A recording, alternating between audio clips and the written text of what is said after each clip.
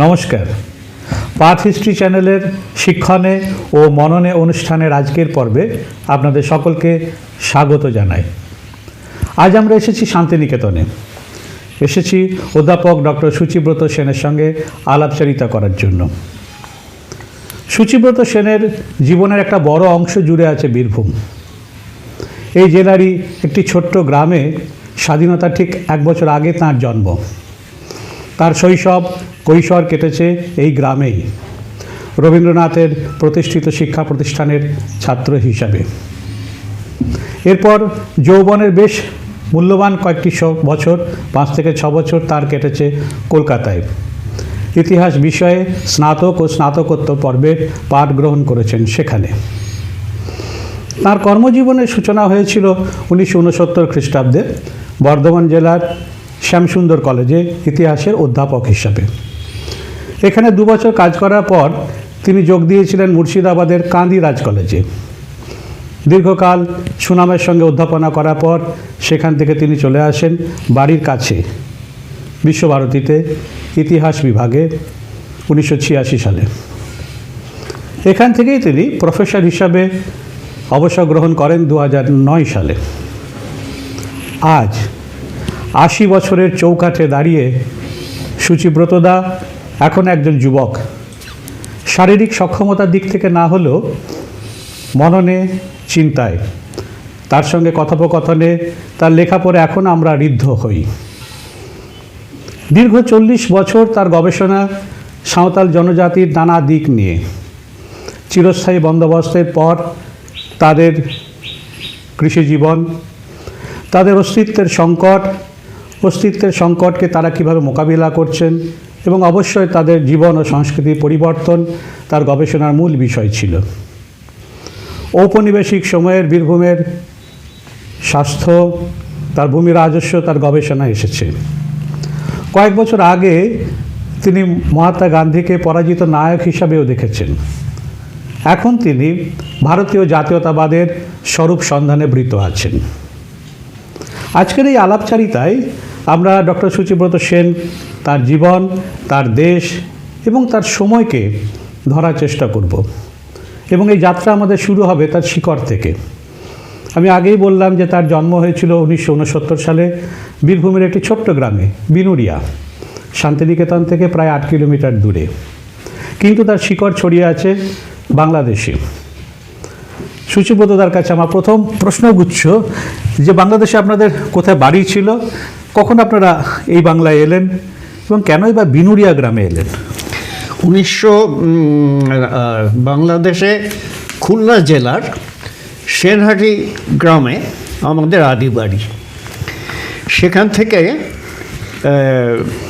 বাবা ছিলেন LMF doctor, চাকরির সন্ধানে ঘুরছিলেন। আর তখন তো দেখা যাচ্ছে একটা সংকট, দেশভাগ এগিয়ে আসছে। ঠিক সেই সময় রথীন্দ্রনাথ ঠাকুরের সেক্রেটারি একজন সুধীন রায়, তিনি ছিলেন ওই সেনহাটির বাসিন্দা। তিনি বাবাকে বললেন যে এখানে এসো, এখানে যে হেলথ সোসাইটি আছে সেই হেলথ সোসাইটি ডাক্তার হিসেবে তুমি আসো। তা সেই হিসাবে 1943 সালে বাবা এই বিনুরিয়া গ্রামে এসে এখানকার যে সমবায় স্বাস্থ্য সমিতি সেইটার দায়িত্ব গ্রহণ করেন। তো বিনুরিয়া গ্রামে আপনার বড় হয়ে ওঠা? হ্যাঁ, বিনুরিয়া গ্রামে আমার বড় হয়ে ওঠা। তো সেই সময় গ্রামটা কেমন ছিল? তার পরিকাঠামো কি, তার রাজনৈতিক অবস্থান কীরকম ছিল? এই সম্পর্কে আমি দুটো কথা বলি। সেটা হচ্ছে বিনুরিয়া গ্রামে থেকে তখন যে প্রথম আধা শহর বলবো শ্রীনিকেতন, সেখানে যাতায়াতের কোনো রাস্তা ছিল না এবং বর্ষাকালে প্রায় গোড়ালি পর্যন্ত কাদায় ডুবে যেত। আলো বা ইলেকট্রিসিটির কোনো ব্যাপার নেই এবং লণ্ঠনের আলোয় আমরা বা হেরিকেনের আলোয় আমরা পড়াশুনো করেছি। কিন্তু তার সত্ত্বেও আমার দুটো দিকে থেকে আমি উপকৃত হয়েছিলাম। একটা হচ্ছে আমার পারিবারিক পরিবেশ, আর একটা হচ্ছে আমার গ্রামের পরিবেশ। পারিবারিক পরিবেশে দেখা যাচ্ছে যে আমার মা খুব পড়তে ভালোবাসতেন, এবং সেই হিসাবে তখন ডাক ব্যবস্থা বেনুরিয়ায় ছিল না। শ্রীনিকেতন থেকে সপ্তাহে 2 দিন ডাক আসত, এবং মা আনাতেন ভারতবর্ষ পত্রিকা এবং প্রবাসী পত্রিকা। আর আমাদের কাছে শুকতারাটা ছিল খুব আকর্ষণীয় জিনিস, বিশেষত দেবসাহিত্য কুটির প্রকাশিত যে পূজাবাসটিগুলো হতো, সেইটি ছিল আমার প্রথম বিশ্ব সাহিত্যের সঙ্গে পরিচয়। যেমন ওখানেই আমি পেয়েছিলাম ডেভিড কভারফিল্ড যে অনুবাদ করছেন নৃপেন্দ্রকৃষ্ণ চট্টোপাধ্যায়। কিন্তু আপনার তো তাহলে পড়াশোনাটা শুরু হয়ে গেছে। তো পড়াশোনাটা কোথায়, মানে পাঠশালা বা এই যে প্রাইমারি এডুকেশন? প্রাইমারি এডুকেশন আমার বোলপুর গার্লস হাই স্কুলে, যেখানে প্রাইমারিটা ছিল কো এডুকেশন। তাহলে বিনুরিয়া থেকে আপনি বোলপুরে আসতেন প্রায় তো 7-8 কিলোমিটার দূর। না, ওখানে আমার মাসি কাজ করতেন, ওই বাড়ি ওইখানে আমি থাকতাম। তারপর তো শিক্ষা সত্রে গেলেন। তারপরে শিক্ষা সত্ত্বে এলাম সেটা মানে কোন শ্রেণীতে? পঞ্চম। পঞ্চম থেকে আপনি মানে সেই সময়ে বোধহয় একাদশ শ্রেণী পর্যন্ত তাহলে ওখানে পাঠ করেছেন, পড়াশোনা করেছেন। ঠিকই তাই। তাহলে এই যে মানে বিষয়ের বাইরে যে বইপত্রগুলো আপনি বলছিলেন সেইগুলো তাহলে এই সময়কালে আমি তখন ধরো 9-10-এ পড়ি। আচ্ছা, সেই সময় ওই যে শুক্তারায় যে সমস্ত বেরোত, বিশেষত আমার চার্লস ডিকেন্সের টেল অফ টু সিটিজের অনুবাদ, যেটা আমি তোমাদের ফরাসি বিপ্লব পড়া থেকে প্রথমে উল্লেখ করতাম, এবং তারপরে ভিক্টর হুগোর লা মিজারাবল। তা এইভাবে আমার মধ্যে একটা সাহিত্যের প্রতি আকর্ষণ জাগায়, এবং গুগলের ওভারকোট এটাকে অনুবাদ করে বুদ্ধদেব বসু ওই শারদীয় ইয়েতেই লিখেছিলেন, অর্থাৎ পূজাবার্ষিকীতে। এবং পুশকিনের একটা কথা খুব সত্যি, যে we are all born of goggles overcoat. তা এইখান থেকে আমার যে বৌদ্ধিক একটা ভাবনা, সেটা যেমন জাগরিত হলো। গ্রামের মধ্যে যাদের সঙ্গে আমি মিশতাম তারা কিন্তু সবাই তথাকথিত সাবঅর্ডিনেট। আমার বন্ধুদের টাইটেল কারো ছিল মেটে, কারো ডোম, কারো তোমার টুডু, এই সাঁওতাল, এই সমস্ত। এবং আশ্চর্যের ব্যাপার, সেই সময় আমরাই একমাত্র বৌদ্ধ পরিবার ছিলাম গোটা গ্রামে, আর সবাই ছিল ওই তোমার তথাকথিত নিম্নবর্গের মানুষ। কিন্তু কোনোদিন তাদের সঙ্গে আমাদের পরিচয়ের মধ্যে কোনো প্রাচীর ওঠেনি, এবং জাত, ধর্ম, এই বিষয়টি কিন্তু আমরা এই স্কুলে থাকাকালীন পর্যন্ত কোনোদিনই বুঝতে পারিনি। এবং ওই যে সাঁওতালদের সঙ্গে মিশে তাদের যে উৎসব ব্যক্তিগতভাবে সেগুলো দেখেছি, কাজে সেখান থেকে আমার একটা ধারণা হয়েছিল যে কিভাবে এরা বিচ্ছিন্ন থেকেও চেষ্টা করছে এই আমাদের তথাকথিত মূল স্রোতের মধ্যে আসতে। এখানে আরেকটা বিষয় আছে যে শিক্ষাসত্র রবীন্দ্রনাথের আদর্শে তৈরি করা একটা স্কুল, যদিও 60-এর দশকে অনেক পরিবর্তন হয়ে গিয়েছে। তো সেই শিক্ষাসত্র সেই সময় মানে পড়াশোনা প্রথাটা কেমন ছিল? সেই কি গাছতলায় বসে বা পরীক্ষাহীন একটা ব্যবস্থা এরকমই ছিল? একদম। আমাদের আসন নিয়ে যেতে হতো, কোনো বিশেষ ঘর ছিল না, গাছতলায় আসন পেতে বসে আমরা পড়তাম। এবং আমাকে প্রত্যেক দিন 2-4 কিলোমিটার হেঁটে যাতায়াত করতে হতো, কারণ আমার বাড়ি থেকে শিক্ষাসত্র প্রায় 2 কিলোমিটার, এবং তখন দুবেলা ক্লাস হতো। আর সেখানে মাঝে মাঝে তারা ধরা যেতে পারে 8 কিলোমিটার। সাইকেল গ্রামে ছিল না, গ্রামে কারো ঘরেই সাইকেল ছিল না। আমি 50-এর দশকের শেষ দিক বা 60 দশকের প্রথম দিকের কথা বলছি। এমন অবস্থা যে বাবার একটি সাইকেল ছিল, কিন্তু বাবা তো তার কলে, অর্থাৎ যেখানে রুগীরা থাকে সেই সাইকেল নিয়ে যাতায়াত করতেন। এবং শিক্ষা সত্ত্বেও আমরা কোনোদিন মুসলিম ছাত্র বা নিম্নবর্গের ছাত্র এই রকম বিভাজনের সম্মুখীন হইনি। তাহলে আপনার ক্লাস কখন শুরু হতো? সকাল 7টা। তাহলে বাড়ি থেকে বেরোতে 6টা। খাওয়া দাওয়া কী করতেন যখন আসতেন স্কুলে? তখন তো এমনি আমাদের তো সত্যি কথা বলতে গিয়ে ওখান থেকে দেশভাগের পর সময়কালীন আর্থিক অবস্থা খুব একটা ভালো ছিল না। মুড়ি, হাতে গড়া আটার রুটি, আচ্ছা। এই ছিল। আবার দুপুরবেলা বাড়ি যেতেন? বাড়ি যেতাম, ভাত খেতাম, আবার ফিরে একটু আসতেন? বিশ্রাম নিয়ে আবার আসতাম, নিয়ে আবার সন্ধ্যাবেলা ব্যাক করতাম।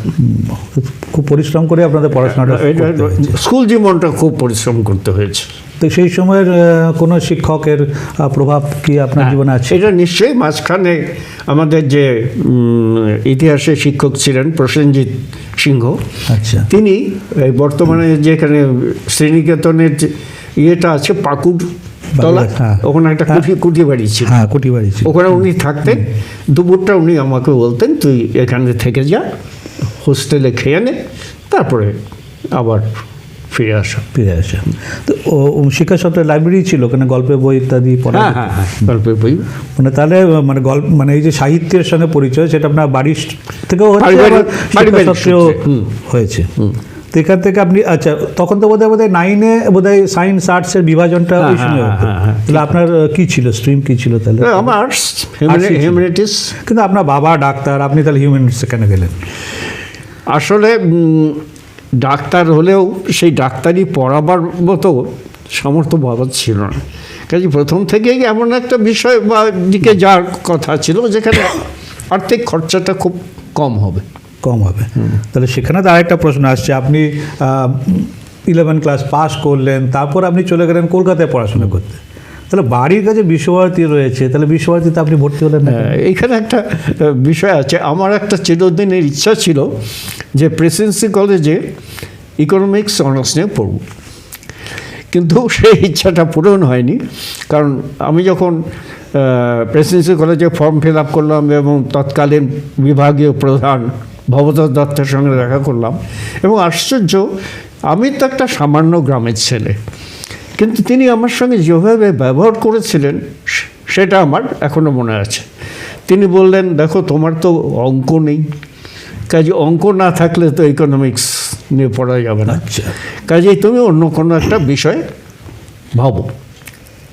আমি তখন ইতিহাস বিষয়টা ভাবলাম, কিন্তু দুর্ভাগ্যের বিষয় ইতিহাসে যে অ্যাডমিশন টেস্ট হয় সবই ইংরেজিতে, হ্যাঁ প্রেসিডেন্সিতে, এবং সেখানে আমরা বাংলা মাধ্যম থেকে গেছি।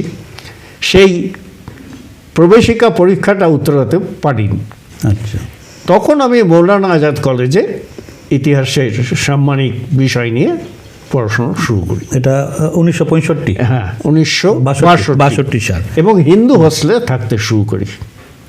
তাহলে পড়ছেন কলেজে এবং তার সঙ্গে হিন্দু হোস্টেলে থাকছেন, এবং এই প্রথমবার আপনি কলকাতা গেলেন থাকলেন, মানে বলা যেতে পারে সরান থেকে সড়কে পৌঁছলেন। এই যে একজন গ্রামের একটি ছেলে, প্রত্যন্ত গ্রামের একটি ছেলে, কলকাতায় একটা উজ্জ্বল একটা পরিবেশ, এবং এই 58 সাল থেকে একটা রাজনৈতিক আন্দোলন, খাদ্য আন্দোলন থেকে শুরু করে প্রচুর আন্দোলন ঘটছে, ছাত্র সমাজ খুব মানে তার সঙ্গে যুক্ত।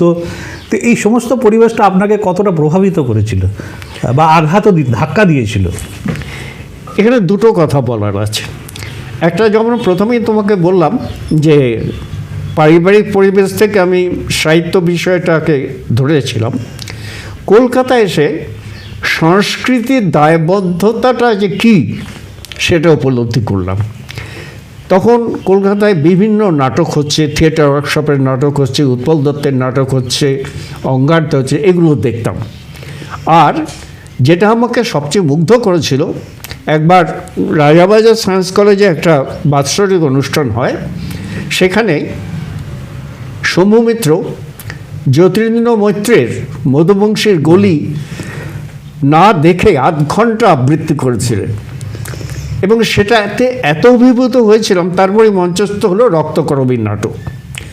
তা এই যে সাংস্কৃতিক পরিবেশ, এবং আমাদের হিন্দু হোস্টেলে একটা নিয়ম ছিল, সরস্বতী পুজোর দিন পুনর্মিলন হবে। আচ্ছা। সেই পুনর্মিলন উৎসবে সঙ্গীতের আয়োজন হতো। সেখানে দেবব্রত বিশ্বাস, তারপরে ভি ভালসারা, তারপর নির্মলেন্দু চৌধুরী এরা আসতেন।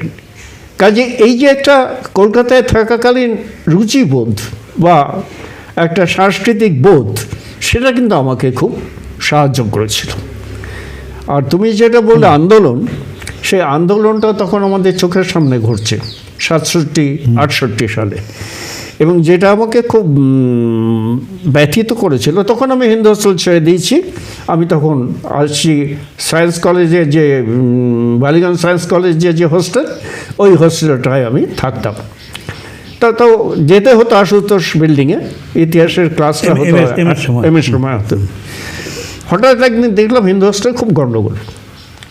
কী ব্যাপারটা, দেখা গেল যে আমাদের যে তৎকালীন সুপারিনটেনডেন্ট ছিলেন হরপ্রসাদ মিত্র, তাকে তাড়িয়ে দেওয়া হচ্ছে, এবং তার নেতৃত্ব দিচ্ছেন প্রেসিডেন্সি কলেজের অসীম চ্যাটার্জি।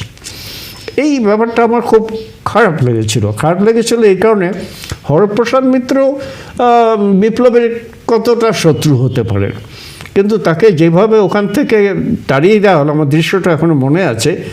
পেছনের দরজা দিয়ে জিনিসপত্র নিয়ে তিনি বেরিয়ে গেলেন। সেটা আপনার জীবনে একটা না, এটা একটা ধাক্কা, একটা হ্যাঁ, যে এটা মনে হলো এটা ঠিক হয়নি। তো মৌলানা আজাদের যে আপনি পড়াশোনা করছেন, তো শিক্ষক তারা তখন কারা ছিলেন? ও বাবা, মৌলানা আজাদের তো ইতিহাসের শিক্ষা সত্ত্বে আমাদের ইতিহাস পড়ানোর ব্যাপারটা একটু অন্যরকম ছিল। সেটা রিডিং পড়ে যাওয়া হতো, তারপরে মুখস্থ ধরা বা ইয়ে করা হতো। মৌলানা আজাদের যে দুজন ব্যক্তি ইতিহাস সম্পর্কে আমাকে বিশেষ ঋদ্ধ করেছিলেন, তার একজন হচ্ছেন ভূপেশ মুখার্জি, তখন মৌলানা আজাদ কলেজের প্রিন্সিপাল। আরেকজন হচ্ছেন আব্দুল ওয়াহেদ মাহমুদ। ইনি বাংলায় পড়াতেন, মাঝে মাঝে আর কেউ বাংলা বলতেন না, এবং বাংলায় পড়িয়ে তার নিজের ঘরে একটা বিরাট মেহগনি কাঠের টেবিল ছিল আজাদ কলেজের প্রিন্সিপাল রুমে। সেখানে আমরা ইতিহাস অনার্সের 5 জন মাত্র ছাত্র, তৎকালীন এই 62-65। 5 জন ছাত্রী নাই কোনো? না, তখন আজাদ কলেজে ছাত্রীদের ইয়ে ছিল, প্রবেশাধিকার ছিল না। তো 5 জনই কি আপনারা মানে গ্রামাঞ্চল থেকে গিয়েছেন? না, ওখানে তো একমাত্র আমি গ্রামাঞ্চল থেকে গেছিলাম। ওখানে হিমাদ্রি ব্যানার্জি ছিল, সে তো কলকাতার লোক, তার শঙ্কর বন্দ্যোপাধ্যায়ের নাতি। তারপরে ফাল্গুনী নাথ বলে একজন ছিল, এরা সব কলকাতা শহরেরই। আমরা পড়াশোনা হলো বাংলা মিডিয়ামে, এখানে পড়াশোনা হয়েছে, আপনি ওখানে পুরোটাই ইংরেজিতে, বইপত্র ইংরেজিতে, তাহলে আপনি মানে অ্যাডপ্ট করলেন কীভাবে? 6 মাস আমার সময় লেগেছিল যে ওই বাংলা থেকে ইংরেজিতে যেতে, কারণ অধ্যাপকরা সবই ইংরেজিতে পড়াতেন। লিখতেও তো হতো? হ্যাঁ, লিখতে হতো ইংরেজিতে, এবং বড় বড় প্রশ্ন। হ্যাঁ, তখন তো শর্ট কোশ্চেন ছিল না, বড় বড় প্রশ্ন। তারপর সেখান থেকে তাহলে MA পড়তে গেলেন কলকাতা বিশ্ববিদ্যালয়ে। হ্যাঁ, তো শিক্ষক হিসেবে কাদের পেলেন ওখানে? শিক্ষা হিসেবে আমরা মানে বিখ্যাত ব্যক্তিদের পেয়েছি। অমলেশ ত্রিপাঠীকে পেয়েছি, সুশোভন সরকারকে পেয়েছি, তখন বরুণ দেকে পেয়েছি। এরা সব আমাদের পড়িয়েছেন, এবং সত্যিই খুব ঋদ্ধ হয়েছে এদের পড়ানোর মাধ্যমে। যে 3 জনের কথা বললেন, এরা যেভাবে ইতিহাসকে দেখতেন একরকম তো নয়, সকলের একটু দেখার একটু আলাদা আলাদা দৃষ্টিভঙ্গি ছিল। তো এগুলো আপনাকে মানে কে বেশি প্রভাবিত করেছিল সেই সময়? সে সময় নিঃসন্দেহে অমলেশ ত্রিপাঠী, কারণ অমলেশ ত্রিপাঠী সাহিত্য ধর্মে ইতিহাস পড়াতেন। তিনি ক্লাসে এসে বাংলায়, যখন আমাদের এক্সট্রিমিস্ট চ্যালেঞ্জ এটা পড়ানো হচ্ছে, আনন্দমঠ পড়াচ্ছেন, এটা বাংলায় পড়াচ্ছেন। কাজেই এই যে সাহিত্যের সঙ্গে ইতিহাসের সংযোগ ব্যাপারটা, এই ব্যাপারটা আমাকে অমলেশ ত্রিপাঠীর কাছে আমি খুব কৃতজ্ঞ বা মনে দাগ কেটেছি। আনন্দমঠটাকে জাতীয়তাবাদে কীভাবে এক্সট্রিমিস্ট চ্যালেঞ্জের ক্ষেত্রে ইয়ে করা হলো, সেক্ষেত্রে উপন্যাস থেকে পাঠ উনি করতেন। হ্যাঁ, একদম বাংলায়, এবং তারপর সেটাকে ব্যাখ্যা করতেন। আচ্ছা সুচিব্রত দা, আপনি ধরুন কলকাতাতে পড়াশোনা করলেন, কলেজে, বিশ্ববিদ্যালয়ে, এবং প্রত্যেকটা জায়গাতে সেই সময় খুব গুণী অধ্যাপকরা রয়েছে। আপনি গবেষণা করলেন বিশ্বভারতীতে তারাশঙ্কর ব্যানার্জির কাছে, তিনি একজন খুব গুণী মানুষ, খুব ভালো শিক্ষক। যে এই যে শিক্ষকদের সংস্পর্শে আপনি এলেন, তারা যে পড়ালেন, মানে এই সমস্ত ক্ষেত্রে মানে আপনাকে কেমন, মানে আপনার উপর প্রভাব বা আপনার কোনটা ভালো লেগেছিল, বা কিভাবে তারা পড়াতেন, কিভাবে আপনাদের শিক্ষা দিতেন, সেটা আপনি একটু বলুন, মানে আমরা একটু এটা ঋদ্ধ হই। মৌলানা আজাদ কলেজে মাহমুদ বা ভূপেশ মুখার্জির কথা তো আগেই বললাম। ওখানে আরেকজন আমাদের ইংরেজির অধ্যাপক ছিলেন, তার নাম সবাই জানে, বিষ্ণু দে। তার চারিত্রিক বৈশিষ্ট্য হচ্ছে তিনি সবসময় সিগারেট খেতেন, যেটা নিয়ে মাহমুদ সাহেবের সঙ্গে তার একটু মনোমালিন্য হয়েছিল। উনি সিগারেট টানতে টানতে এসে ক্লাসে ঢোকার আগের মুহূর্তে সিগারেটটা পা দিয়ে নিভিয়ে তারপরে ক্লাসে ঢুকতেন। আর অশোক মুখোপাধ্যায়, সেই অশোক মুখোপাধ্যায় ওই বিখ্যাত ইংরেজির অধ্যাপক তারাপদ মুখোপাধ্যায়ের ছেলে ছিলেন ইংরেজির। উনি আমাদের জুলিয়াস সিজার পড়াতেন। আসতেন, এসে কোটটাকে চেয়ারের পিছনে রাখতেন, রেখে শুরু করতেন একদম ড্রামা। মানে আমরা যেন চোখের সামনে দেখতে পাচ্ছি জুলিয়াস সিজার নাটকটা অভিনীত হচ্ছে। মানে সবকটা চরিত্র উনিই করছেন। হ্যাঁ, বলার ভঙ্গির মধ্যে দিয়ে, মধ্যে দিয়ে সেই এটা যেটা মানে ছাত্রছাত্রীদের কাছে, ছাত্রী নয় আমাদের কাছে খুব ছিল। আমার ইকোনমিক্স পাস ছিল, সেখানে দুজন বিখ্যাত অধ্যাপককে পেয়েছিলাম। একজন ধীরেশ ভট্টাচার্য আর একজন হচ্ছেন তৈনাংশু ভট্টাচার্য। এই তৈনাংশু ভট্টাচার্য হচ্ছে আবার যাদবপুরে অমিত ভট্টাচার্যের বাবা। আচ্ছা। উনি ইয়েতে পঙ্গু ছিলেন, মানে পোলিওতে পঙ্গু ছিলেন। ধীরেশবাবু মানে পড়ানোর স্টাইলটাই ছিল আলাদা, এবং ধুতি পাঞ্জাবি পরে আসতেন। ধুতি পাঞ্জাবি পরে এসে ক্লাসে ঢুকতেন, পুরোটা নিতেন না ক্লাসটা, 10 মিনিট থাকতে ছেড়ে দিতেন। কিন্তু তার মধ্যে যেটুকু তো খুব হাই পাওয়ার চশমা, সেই যতটুকু দিতেন সেটা আমাদের পক্ষে মোর দেন এনাফ, সেটা ইয়ে হতো। আর বাংলার একজন অধ্যাপক ছিলেন আদিত্য মুখোপাধ্যায়। তিনি মানে বলতে গেলে অসাধারণ আবৃত্তি করতেন। আমাদের ওই টিউটোরিয়াল ক্লাসের একটা অংশ উনি নিতেন, তা আমরা প্রায় গিয়ে বলতাম, স্যার পড়াতে হবে না, আপনি আবৃত্তি করুন। আচ্ছা। আর একটা জিনিস মনোনাজার কলেজে আমরা দারুণভাবে মানে ইয়ে হয়েছিলাম, উপকৃত হয়েছিলাম। মাঝে মাঝে বিতর্ক সভা হতো। এখনকার এরা মানে প্রজন্ম সেইগুলো থেকে বঞ্চিত হয়, এবং সেই বিতর্ক সভার একদিকে ছিলেন এন বিশ্বনাথন, অন্যদিকে সুধাংশু দাশগুপ্ত। এবারে এন বিশ্বনাথন সম্পর্কে নতুন করে বলার কিছু নেই, মানে যেমন ইংরেজি বলতেন তেমন বাংলা বলতেন, এবং অভিনয় তো তার ইয়ে তোমরা দেখেছো এন বিশ্বনাথন। আর সুধাংশু দাশগুপ্তও তেমনি। তা ওই জিনিসটা আমাদের কাছে খুব ইয়ে ছিল। সরস্বতী পুজো হতো, সেই সরস্বতী পুজোয় যিনি প্রধান উদ্যোক্তা এটা নিতেন, ভূমিকা নিতেন, হ্যাঁ, তা তিনি ছিলেন সালামদা, অর্থাৎ একজন মুসলিম। আবার মিলাদ উদ নবী হতো ইয়েতে, মানে আজাদ করে হযরত মুহাম্মদের জন্মদিন। সেখানেও কোনো রকম কোনো হিন্দু মুসলমানের তফাৎটা কোনো দিন লক্ষ্য করে, ওখানেও আমরা যেতাম, সরস্বতী পুজোতে তো যেতাম। এইটা তো গেল। আর বিশ্ববিদ্যালয়ের ক্ষেত্রে যেটা দেখেছি বরুণদের ক্ষেত্রে, বরুণদের পড়ানোটা ছিল বিরাট পরিসর জুড়ে। যে বিষয়টাকে তিনি বলছেন সেই বিষয়টার তো থাকছেই, তারপরেও তার যে পরিসরটা, এটা একটা বিস্তৃত পরিসর। মানে তিনি কি পড়াতেন? তিনি ওয়েস্ট এশিয়া পড়াতেন। আচ্ছা, ওয়েস্ট এশিয়া পড়াতেন, এবং সেই ওয়েস্ট এশিয়াতে পড়াতে গিয়ে সেখান থেকে ভারতবর্ষের ইতিহাস, সেখান থেকে সোভিয়েত রাশিয়ার ইতিহাস, সবই মানে কন্টেম্পোরারি সমকালীন সমস্ত জায়গায় মার্কসিস্ট ছিলেন। কাজে খুব বিরাট পরিসর নিয়ে পড়াতেন। এই জিনিসটা আমাদের কাছে খুব অধ্যাপক হিসেবে ইয়ে করেছি। আর সুশোভন সরকার তিনিও মার্কসিস্ট ছিলেন। সুশোভন সরকার খুব মৃদুভাবে, বরুণদের খুব উচ্চকৃতভাবে পড়তেন। আর সুশোভন সরকার মৃদুভাষী ছিলেন, কিন্তু ডেপথ বা গভীরতা বলতে যেটা বোঝায় সেইটাকে খুব বেশি করে তিনি আমাদের কাছে আমরা পেয়েছিলাম তার কাছে।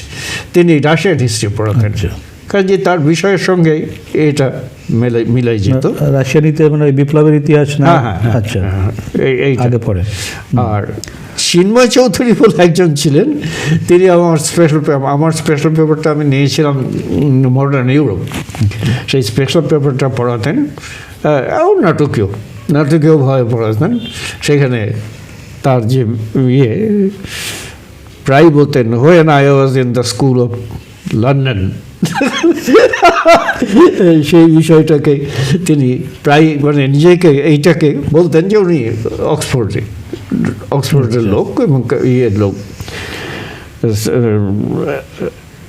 ওই একটা লাইন এখনও আমার মনে আছে, এজিপি টেরার থেকে বলছেন, "The swords were rattling more as the belief gained ground that it would never be used." ওই বিসমার্কের সময় গিয়ে পড়াতেন। এজিপি টেরার থেকে খুব ভক্ত ছিলেন। আর এখানে তো তুমি যে বললে যে তার সঙ্গতার কথা, তার সঙ্গত তো তোমরা নিজেরাই জানো যে তার নিয়মানুবর্তিতার যে কোনোদিন কোনো ঘাটতি দেখিনি। এবং ওই যে ছাত্র শিক্ষক, সেই শিক্ষকের ব্যাপারে তার বাড়িতে খাওয়াতে ভালোবাসতেন। প্রচুর বাড়িতে প্রায় নেমন্তন্ন করতেন, খাওয়াতেন। তো এম এ পাস করে আবার কি ফিরে এলেন, সরাসরি গ্রামে চলে এলেন না কলকাতায় থেকে গেলেন? না, কলকাতায় থেকে গেলাম, দুটো স্কুলে কাজ করলাম ডেপুটেশন ভ্যাকেন্সিতে, তারপরে শ্যামসুন্দর কলেজে। তো এই পুরো ছাত্র জীবনের কোনো রাজনৈতিক দল, কোনো সংগঠনের সঙ্গে সরাসরি সংযুক্ত হয়েছিল? তখন তো 1969 বোধ হয় CPI-ML হয়ে গেল। কিন্তু আমাদের গ্রামে নকশালদের একটা বিরাট প্রভাব ছিল। সেই নকশাল কিন্তু এই CPI-ML নয়। আচ্ছা, এরা হচ্ছে অসিত সেনের যে কোঅর্ডিনেশন কমিটি, যারা কিনা এই ব্যক্তি হত্যা ইত্যাদির বিরুদ্ধে ছিল, তারা হোলটাইমার দিয়েছিল রূপপুর অঞ্চল বা এই অঞ্চলে। এবং সেখানে তাদের সঙ্গে আমার একটা ঘনিষ্ঠ সংযোগ গড়ে উঠেছিল। সেই সংযোগের ফলে অরুণ রায়চৌধুরী বলে একজন, সেই কলকাতা থেকে হোলটাইমার হিসেবে গেছিল। যেমন ভালো গান গাইতো, তেমনি যখন আমাদের গ্রামের স্কুলে ML-রা আগুন লাগিয়ে দিল, ও এসে সে আগুন নেভালো। কাজেই নকশাল হলেও তাদের মতাদর্শটা ML থেকে সম্পূর্ণ আলাদা ছিল, পৃথক ছিল। ট্র্যাজেডি হচ্ছে এই যে সেই অরুণ রায়চৌধুরী এবং তার সহকর্মী সাদের আলী এগে নকশালরা খুন করে ফেললাম। মানে যারা হিংসায় বিশ্বাস করে তারা খুন, নকশাল নয়, ML-রা খুন করলেন। তো 2 বছর স্কুলে ওখানে চাকরি করলেন, তারপর শ্যামসুন্দর কলেজে আপনি একটা চাকরির পেলেন, সুযোগ পেলেন, 2 বছর পড়ালেন। তো ওখান থেকে কাঁদিতে কেন গেলেন? কারণ শ্যামসুন্দর কলেজে তখন সেই একই অবস্থা, অর্থাৎ বিদ্যুৎ সংযোগ নেই। আর দ্বিতীয়ত দামোদরটাকে ব্রিজ হয়নি, যেটা এখন কৃষক সেতু। সেই জন্যে ওই বর্ষাকালে দামোদর পেরোনোটা আমাদের কাছে খুব আতঙ্কের ছিল। তখন হঠাৎ করে কান্দি কলেজে একটা বিজ্ঞাপন বেরোলো, তা আমি অ্যাপ্লাই করলাম। তাতে করে সেখানে একটা সুযোগ। তখন তাহলে চাকরির এই যে ব্যাপারটা পুরোটা কলেজ নিয়ন্ত্রণ করতে, এই কলেজগুলো মানে গভর্নমেন্ট? না, আগে তো স্পন্সর কলেজে DPI ইন্টারভিউ দিয়ে আসা হতো। আচ্ছা, একবার DPI প্যানেলভুক্ত হলে যে কোনো স্পন্সর কলেজে চলে যাওয়া যেত। তো কান্দিতে একটা পুরোনো কলেজ, তো সেখানে আপনি দীর্ঘকাল কান্দিতে বসবাস করেছেন।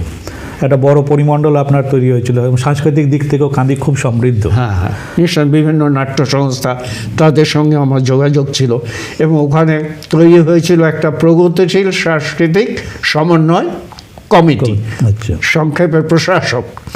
এবং তার সভাপতি আমাকেই করেছিল ওরা, বিভিন্ন নাট্য দলগুলো। আপনি তো গান বা আবৃত্তি বা নাটক করেননি? নাটকের রিহার্সালগুলোতে আমি যেতাম, বিভিন্ন নাট্য সংস্থা ছিল, নাট্য প্রতিযোগিতা হতো, সেখানেও বিচারক হিসাবে যেতাম। এই সূত্রে ওদের সঙ্গে আমার খুব ঘনিষ্ঠতা তৈরি হয়েছে। ওখানে মেয়েরা কি পড়তো, ছাত্রীরা? ছাত্রছাত্রী সংখ্যা কি 10-15-র মধ্যে ছাত্রছাত্রী মূল্য সব মিলে অনার্সে ওই 10 থেকে 15। 10 থেকে 15। ওটা আমি বলছি 1972-73 সালের কথা। তো 72-73 ওই সময় তো কান্দি তো একটা বড় মানে অগ্নিগর্ভ একটা অঞ্চল ছিল। তাহলে আপনাদের উপর কোনো আক্রমণ বা কোনো ধরনের আঘাত এসেছিল কান্দি কলেজে? না, সেই হিসাবে মানে শিক্ষকদের উপরে কোনো আক্রমণ আসেনি। প্রতিষ্ঠা সেই সময় ওই যে পরীক্ষা বন্ধ করা, কংগ্রেসের ছাত্র পরিষদ তখন উঠছে, আচ্ছা, তারা ওই সব পরীক্ষাগুলো বন্ধ করে দিতে করতো, কিন্তু আগুন জ্বালানো ফোড়ানো ব্যাপারটা করতো না, করেনি ওরা। আর শিক্ষকদের মানে ডাইরেক্টই অপমান করা, অন্য মতাদর্শে অধিষ্ঠিত থাকলেও তারা করেনি। কারণ আমি ওখানে নৌনি ছিলাম যে নকশা সমর্থক হিসেবে, আর তারপরে সিপিএম এর বহুল অধ্যাপক ছিলেন, তারাও কোনো প্রবলেম তখন সম্মুখীন হননি। তাহলে ওই যে কাঁদি থেকে যে বিশ্বভারতীতে চলে আসা, এই যোগসূত্রটা কি? মানে না আপনি অ্যাপ্লাই করলেন হলো? হ্যাঁ, একটা বিজ্ঞাপন বেরিয়েছিল তখন, লক্ষ্মী সুব্রমণিয়ম গেছিল ইয়েতে ছুটি নিয়ে বিদেশ, তাহলে একটা লিভ ভ্যাকেন্সি তৈরি হলো, সেই লিভ ভ্যাকেন্সিতে প্রথম অ্যাপ্লাই করলাম, তা সেটাতে আমার হয়ে গেল। তারপরে আবার গান্ধী কলেজে ফেরত গেলাম, আবার যখন ফুল টাইম বিজ্ঞাপন বেরোলো তখন ওখানে এলাম, এবং আসার পর একদম মানে স্থায়ী অধ্যাপক হিসাবে। তারাশঙ্কর ব্যানার্জি ছাড়া আপনার সেই সময় সহকর্মী কারা ছিল এখানে? মানে ইতিহাসের তো আপনার ধরুন দুটো ভাগ, আমরা বলছি আধুনিক ইতিহাস বিভাগে আপনি যুক্ত হলেন, কিন্তু হিস্টোরিক্যাল যে স্কুল অফ হিস্টোরিক্যাল স্টাডিজ বোধহয় নাম ছিল, এনশিয়ান্ট ইন্ডিয়ান হিস্ট্রি, যেটা এখানে দুটো ক্ষেত্রে তো খুব মানে গুরুত্বপূর্ণ ব্যক্তিরা ছিলেন। কাকে কাকে সহকর্মী হিসেবে পেয়েছিলেন? সুব্বাইয়াকে পেয়েছিলাম, গণপতি সুব্বাইয়া, অরুণনাথকে পেয়েছিলাম, দিলীপ চক্রবর্তী, দিলীপ না গাঙ্গুলি, দিলীপ গাঙ্গুলিকে পেয়েছিলাম, প্রণবানন্দ যশ, এদিকে নরেন কারণ ছিলেন, উনি ছিলেন, এবং টিপিক্যাল কতগুলো অভ্যাস ছিল। আসতেন, নিজে হাতে ঘরটা পরিষ্কার করতেন, এটা তার সঙ্গতেও করতেন, ধূপ দিতেন, ধূপ ধুনো জ্বালিয়ে তারপরে পড়াতে শুরু করতেন। আপনি মানে দু ধরনের প্রতিষ্ঠানে, শিক্ষা প্রতিষ্ঠানের সঙ্গে যুক্ত ছিলেন, একটা রাজ্য সরকারের বা পোষিত আর কি, আর একটা কেন্দ্রীয় সরকারের। একটা রবীন্দ্রনাথের নাম যুক্ত আছে, একটা নেই আর কি। তাহলে এই দুটো প্রতিষ্ঠানের শিক্ষা দান পদ্ধতি বা ধরুন পরিবেশ কতটা পার্থক্য ছিল? দেখো, একটা পার্থক্য যেটা আমাকে বিশ্বভারতীতে আসার পর মানে অনুভব করেছি, সেটা হচ্ছে কান্দি কলেজ বলো বা শ্যামসুন্দর কলেজ বলো, ওখানে একটা টিচার্স রুম ছিল, যে টিচার্স রুমে সমস্ত বিষয়ের অধ্যাপকরা একসাথে বসতেন, আলোচনা করতেন, আড্ডা হতো। কিন্তু বিশ্বভারতীতে সবার জন্য আলাদা একটা করে রুম দেওয়া হতো। সেখানে এই পারস্পরিক ভাব বিনিময়ের ক্ষেত্রে কান্দি কলেজ বা শ্যামসুন্দর কলেজে যে আবহাওয়াটা পেয়েছিলাম, সেই আবহাওয়াটা কিন্তু বিশ্বভারতীতে পাইনি। কেমন যেন একটা বিচ্ছিন্ন ভাব, অধ্যাপকদের নিজেদের মধ্যে আলাপ আলোচনা হতো, কিন্তু ওই যে একসাথে এক জায়গায় বসে চা খেতে খেতে বিভিন্ন বিষয় নিয়ে আলোচনা কলেজগুলোতে হয়, সেইটা তো বিশ্বভারতীর ইতিহাস বিভাগে হতো না। তাহলে আপনার বিশ্বভারতীতে শুরুই হচ্ছে যে একক অবস্থান থেকে। তো এখান থেকে 87 থেকে কত সালে 86-তে এলেন, 86 থেকে 2009, এই যে সময়ে বিশ্বভারতী এই পরিমণ্ডলে কি আরও কোনো পরিবর্তন আপনারা দেখলেন?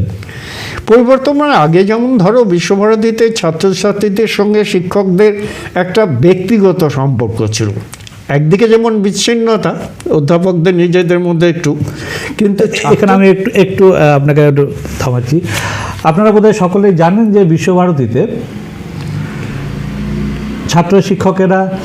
ছাত্রীরা তাদের শিক্ষক শিক্ষিকাদের দাদা দিদি বলে সম্বোধন করেন, এবং এই সম্পর্কটা কেবলমাত্র সম্বোধনের মধ্যে সীমাবদ্ধ থাকে না, তারা প্রকৃতপক্ষেই দাদা বা দিদি হিসাবে আমাদের পরিবারের অভিভাবক হিসাবেই কিন্তু এখানকার ছাত্রছাত্রীদের একসময় চলতে সাহায্য করতেন, গড়ে উঠতে সাহায্য করতেন। এবং সেই ক্ষেত্রে সুচিব্রত দা আমাদের কাছে সত্যি একজন অভিভাবক সুলভ ছিলেন। তিনি যে খুব আমাদের বকাবকি করতেন তা নয়, কিন্তু তার যে ব্যক্তিত্ব সেটাই আমাদেরকে কিন্তু সঠিক পথে চলতে সাহায্য করতো, পড়াশোনা করতে সাহায্য করতো। এবং যেখানে আমরা ফিরে যাচ্ছি যে সেই যে সম্পর্ক ছাত্র শিক্ষকের সম্ভবত এখন অনেকটা পরিবর্তন ঘটেছে। আপনার 2009 সেটা আপনি বুঝতে পারছিলেন যে পরিবর্তন ঘটছে। একদম 2009 দেখতে পাচ্ছি আস্তে আস্তে।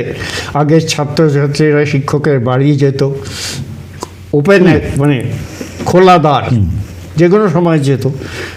তখন এত ফোন ছিল না, কাজেই তাদের অভাব অভিযোগ বা পড়াশোনা দেখিয়ে দেওয়ার ব্যাপারে সবসময় আসতো। কিন্তু ওই সময় থেকে আমি লক্ষ্য করলাম বিশ্বভারতীতে টিউশন প্রথা প্রবর্তিত হয়ে গেল, অর্থাৎ সিনিয়র দাদারা এই জুনিয়র ছাত্রছাত্রীদের তাদের নোটগুলো দিতে লাগলো, নোট প্রথা শুরু হয়ে গেল, এবং সেখানে আর স্বভাবতই মাস্টারমশাইদের ভূমিকাটা কমে গেল। দেখি মাস্টারমশাইরা সুযোগ পেয়ে গেলেন যে কম পরিশ্রম করতে। সেটাও খানিকটা ঠিক বটে, কারণ সেমিস্টার প্রথা চালু হওয়ার সঙ্গে সঙ্গে যে বিষয়টা কয়েকজন সবার মধ্যে হলো যে 3টে প্রশ্ন পড়িয়ে দেওয়ার পর ছেড়ে দিতেন, ওই 3টেই আসতো সেমিস্টারে, 6টা আসতো, তার মধ্যে 3টে পাওয়া যেত।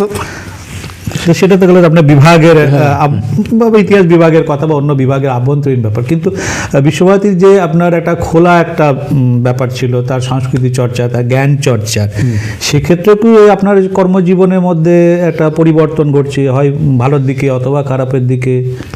না, বিশ্বভারতীতে যেটা সবচেয়ে দিক, যেটা কিনা ইতিবাচক দিক, সেটা হচ্ছে বিভিন্ন বিভাগে, শুধু তো ইতিহাস নয়, ইংরেজি, সংস্কৃত, বাংলা, এই যে বিভিন্ন বিভাগের মধ্যে অধ্যাপকদের যে আদান প্রদান, সেটা অনেককে বিভিন্ন সেমিনার, এটা অনেক ক্ষেত্রে আমাদের অনেক অধ্যাপকদের উপকার করেছে। বাংলা বিভাগের কোনো সেমিনার হলো বা ইংরেজি বিভাগের কোনো আলোচনা সভা হলো, সেখানে আমরা যদি যেতে পারতাম তাহলে সেখানকার থেকে আমরা কিছুটা উপকৃত হতাম আর কি। সেটা একটা ভালো দিক। নিঃসন্দেহে। এবার আপনার গবেষণার বিষয়ের দিকে আমরা যাই। তো এই আপনার গবেষণা কখন শুরু করলেন, যেমন প্রথাগত যে গবেষণা? আমি শুরুতেই বলেছিলাম যে আমার গ্রামের বাড়ির ঠিক পাশেই একটা সাঁওতাল পল্লী ছিল, এবং একটা পুকুরকে কেন্দ্র করে সেই সাঁওতালরা সেখানে থাকতো। তো যখন গবেষণার কথা ভাবলাম, তখন এই ব্যাপারটা আমার মাথায় একটু ছিল। মানে সেটা কি এমএ পড়তে পড়তে না এমএ পড়া? না, যখন আমি রামচন্দ্রে চাকরি করি তখন থেকে এটা। এখন একটু আমি এই গবেষণার ঐতিহাসিক দার্শনিক ভাবনাটা বলি, সেটা বললে পরে খানিকটা সুবিধা হবে। যে দেখো, সাঁওতাল বা নিম্নবর্গ ক্ষেত্রে দেখা যাচ্ছে যে তারা সবসময় উচ্চবর্গের দ্বারা অবহেলিত, এবং সেই ক্ষেত্রে তাদের সম্পর্কে দেখতে গেলে আমি কি নিয়ে ভাববো, কোন দিকটা, এবং এটাও তোমাদের জানার কথা যে লিখিত তথ্য এদের নেই। সেখানে আমি দুটো দিক থেকে এই ইতিহাস দর্শনটাকে একটু দেখেছিলাম। একটা হচ্ছে দেখো, মানুষ, এই মানুষ সম্পর্কিত ব্যাপারটা পাশ্চাত্যে, প্রাচ্যে, এবং পরে আমি দেখাবো যে আদিবাসীদের মধ্যে কিভাবে ছিল। দেখো, সফোক্লিস যখন ইডিপাস লিখছেন তখন বলছেন miracles are many, but there is no greater miracle than man. তারপরে ভল্টের যুগ এতে চলে এসো। ভল্টের বলছেন যে আমি রাজার ইতিহাস চর্চা করতে চাই না, আমি চর্চা করতে যাচ্ছি, my object is the human mind. তাহলে মাইন্ড ভল্টেয়ারে আসছে, এবং এটা তো তোমাদের সবারই জানার কথা যে মার্ক ব্লক, যিনি হিস্ট্রি অ্যান্ড ক্রাফট লিখেছেন, সেখানেও পরিষ্কার ম্যান অ্যান্ড মাইন্ডের কথা বলছেন। For in the ultimate analysis the consciousness of man is the subject matter of history. এবং আরেকটু আলোচনার ক্ষেত্রে গেলে দেখা যাবে যে এই ম্যানকে নিয়ে চলচ্চিত্রে, যেটা আমি বহুবার দেখেছি সেটা, তবু এখনও আমাকে সেটা মানে খানিকটা অনুপ্রেরণা দেয়। সেটা হচ্ছে চার্লি চ্যাপলিনের দ্য গ্রেট ডিক্টেটর। এখানে বলা হচ্ছে we think too much but feel too little. এই যে অনুভূতি বা অনুভব, এই অনুভূতিটা যদি না থাকে তাহলে কিন্তু আদিবাসীদের সম্পর্কে দেখতে গেলে, তাদের চর্চা করতে গেলে সেখানে শুধু খানিকটা পাণ্ডিত্য প্রকাশ হতে পারে, কিন্তু তাদের মনকে বোঝার জন্য যেটা দরকার। আবার তো ধরো কার তো বলেছেন তার ইয়েতে, history cannot be written unless the historian can achieve some kind of contact with the mind of those about whom he is writing. আর আদিবাসীদের এই যে মুন্ডা বা সাঁওতাল, মাহাতো, বা আমি দক্ষিণ ভারতের ক্ষেত্রেও দেখেছি, তাদের আত্মপরিচয়টা তারা কীভাবে দেয়। ভাষাটা আলাদা হতে পারে, বিষয়বস্তুটা কিন্তু এক। সেখানে তারা বলছে আবো দো হর জাতি। এই সাঁওতাল নামগুলো তো আমাদের দেওয়া, অর্থাৎ মুন্ডা এগুলো আমাদের দেওয়া। আবো দো হর জাতি অর্থাৎ আমরা মানুষ। তাহলে এই যে মানুষকে নিয়ে লেখা, আবার এটা যেমন কোনো আমি পাশ্চাত্যের কথা বললাম, প্রাচ্যের ক্ষেত্রেও দেখো উপনিষদে তো খুব পরিষ্কার বলা হচ্ছে শ্রীনন্দ বিশ্বে অমৃতস্য পুত্রা। রবীন্দ্রনাথ তো বিশ্ব মানবের কথাই বলেছেন। আবার বিবেকানন্দের সে বিখ্যাত কথা, education is the manifestation of the perfection already in man. কাজে এই ম্যান ব্যাপারটা নিয়েই আমি আদিবাসীদের মানসিকতার চর্চাটার কথা বারবার ভেবেছি। তাদের সংস্কৃতি তো আছেই, কিন্তু মানুষ হিসেবে তারা খারাপ। মানুষ হিসেবে তাদের যে উত্তরণ বা অবনমন, তারা কি ভাবছে। আমরা তো উচ্চবর্গের লোক, আমরা তাদের সম্পর্কে ইতিহাস লিখছি আমাদের দৃষ্টিভঙ্গি থেকে, কিন্তু তারা নিজেরা কি ভাবছে এটা ভাবতে গেলেই তাদের সংস্পর্শে আসতে হবে, অবশ্যই আসতে হবে, কিছুটা ভাষা জানতে হবে, সংস্কৃতিকে জানতে হবে, এবং তাদের যে ওয়ার্ল্ড ভিউ বা বিশ্ববিখ্যা সেটাকে জানতে হবে। সেইটা ভেবেই কিন্তু আমি এই সাঁওতালদের উপর ইতিহাসটা রচনা করেছি, যার জন্য আমি ওই রণজিৎ গুহর যে তত্ত্ব সাবলটান, এটা সাঁওতালদের ক্ষেত্রে প্রযোজ্য বলে মনে করি না। তো যখন সাঁওতালদের নিয়ে কাজ করছেন আপনি, জঙ্গলমহল একটা বিশাল একটা অঞ্চল, বীরভূম থেকে শুরু করে আপনার পুরুলিয়া, মেদিনীপুর, এই সমস্ত জায়গার সাঁওতালরা কি প্রায় একই রকমই, না তাদের মধ্যেও পার্থক্য কিছু আছে? একটা পার্থক্য আছে, সেটা হচ্ছে শহরের কাছাকাছি যে সাঁওতালরা, তারা ক্রমশই হিন্দুয়াইজ হয়ে যাচ্ছে। না সেই সময়ও তাই ছিল? হ্যাঁ, মোটামুটি শহরে। কিন্তু শহর থেকে দূরে গ্রামাঞ্চলে যারা, তারা কিন্তু তাদের সেই ঐতিহ্য বজায় রেখেই তারা তাদের উৎসবগুলো এখনও পরিচালনা করে। তুমি আরও ভেতরের দিকে যাও, এমনকি বীরভূমে এই দিয়ে যাও, ওই নাচনসা বা ওই অঞ্চলের যে ছোটো ছোটো সাঁওতাল পল্লীগুলো আছে, সেখানকার পল্লী আর আমাদের এই বাড়িপাড়ার সাঁওতাল দুটোর মধ্যে অনেক তফাৎ। এরা আধুনিক জীবনটাকে খুব বেশি করে গ্রহণ করেছে, সেটা তো হতেই পারে, এটা একটা স্বাভাবিক প্রতিক্রিয়া। আর ওইখানে যে প্রত্যন্ত অঞ্চলে যারা যে সাঁওতালরা থাকে, তারা এখনও তাদের মধ্যেই সীমাবদ্ধ আছে। মানে আপনি তাহলে কাজটা শুরু করলেন আর শেষ করলেন কবে? মানে প্রথম গবেষণাটা, প্রথাগত যে গবেষণা, মোটামুটি 1900 আমার রেজিস্ট্রেশন হয়েছিল। তা এখানে একটা বলি, তারশঙ্করদা তখন বিভাগীয় প্রধান ছিলেন। আমি প্রথমে গেছিলাম এসপি সেনের কাছে, অর্থাৎ কলকাতা বিশ্ববিদ্যালয় সেবা প্রশাসক, যিনি ইনস্টিটিউট অফ হিস্টোরিক্যাল স্টাডিজ তৈরি করেছিলেন। তো এসপি সেন আমাকে বললেন যে তুমি এখানে কলকাতায় থেকে খুব পড়াচ্ছ তো শ্যামচন্দ্র কারিতে, তোমার তো বিশ্বভারতীতে কাজ, তুমি ওখানে যাও। ওনার সঙ্গে আমার কোনো আলাপ নেই। তা ঠিক আছে, আমি লিখে দিচ্ছি। আমি তখনকার অধ্যাপকদের অ্যাটিচিউডটা থেকে প্রকাশ পায়। তো তারশঙ্করদার কাছে আসছি, তারশঙ্করদা বললেন ঠিক আছে, আমাকে প্রফেসর সেন জানিয়েছেন, আমি তোমাকে কাজ করাবো। তো ওনার সঙ্গে আলোচনা করে বিষয়টা ঠিক করলাম।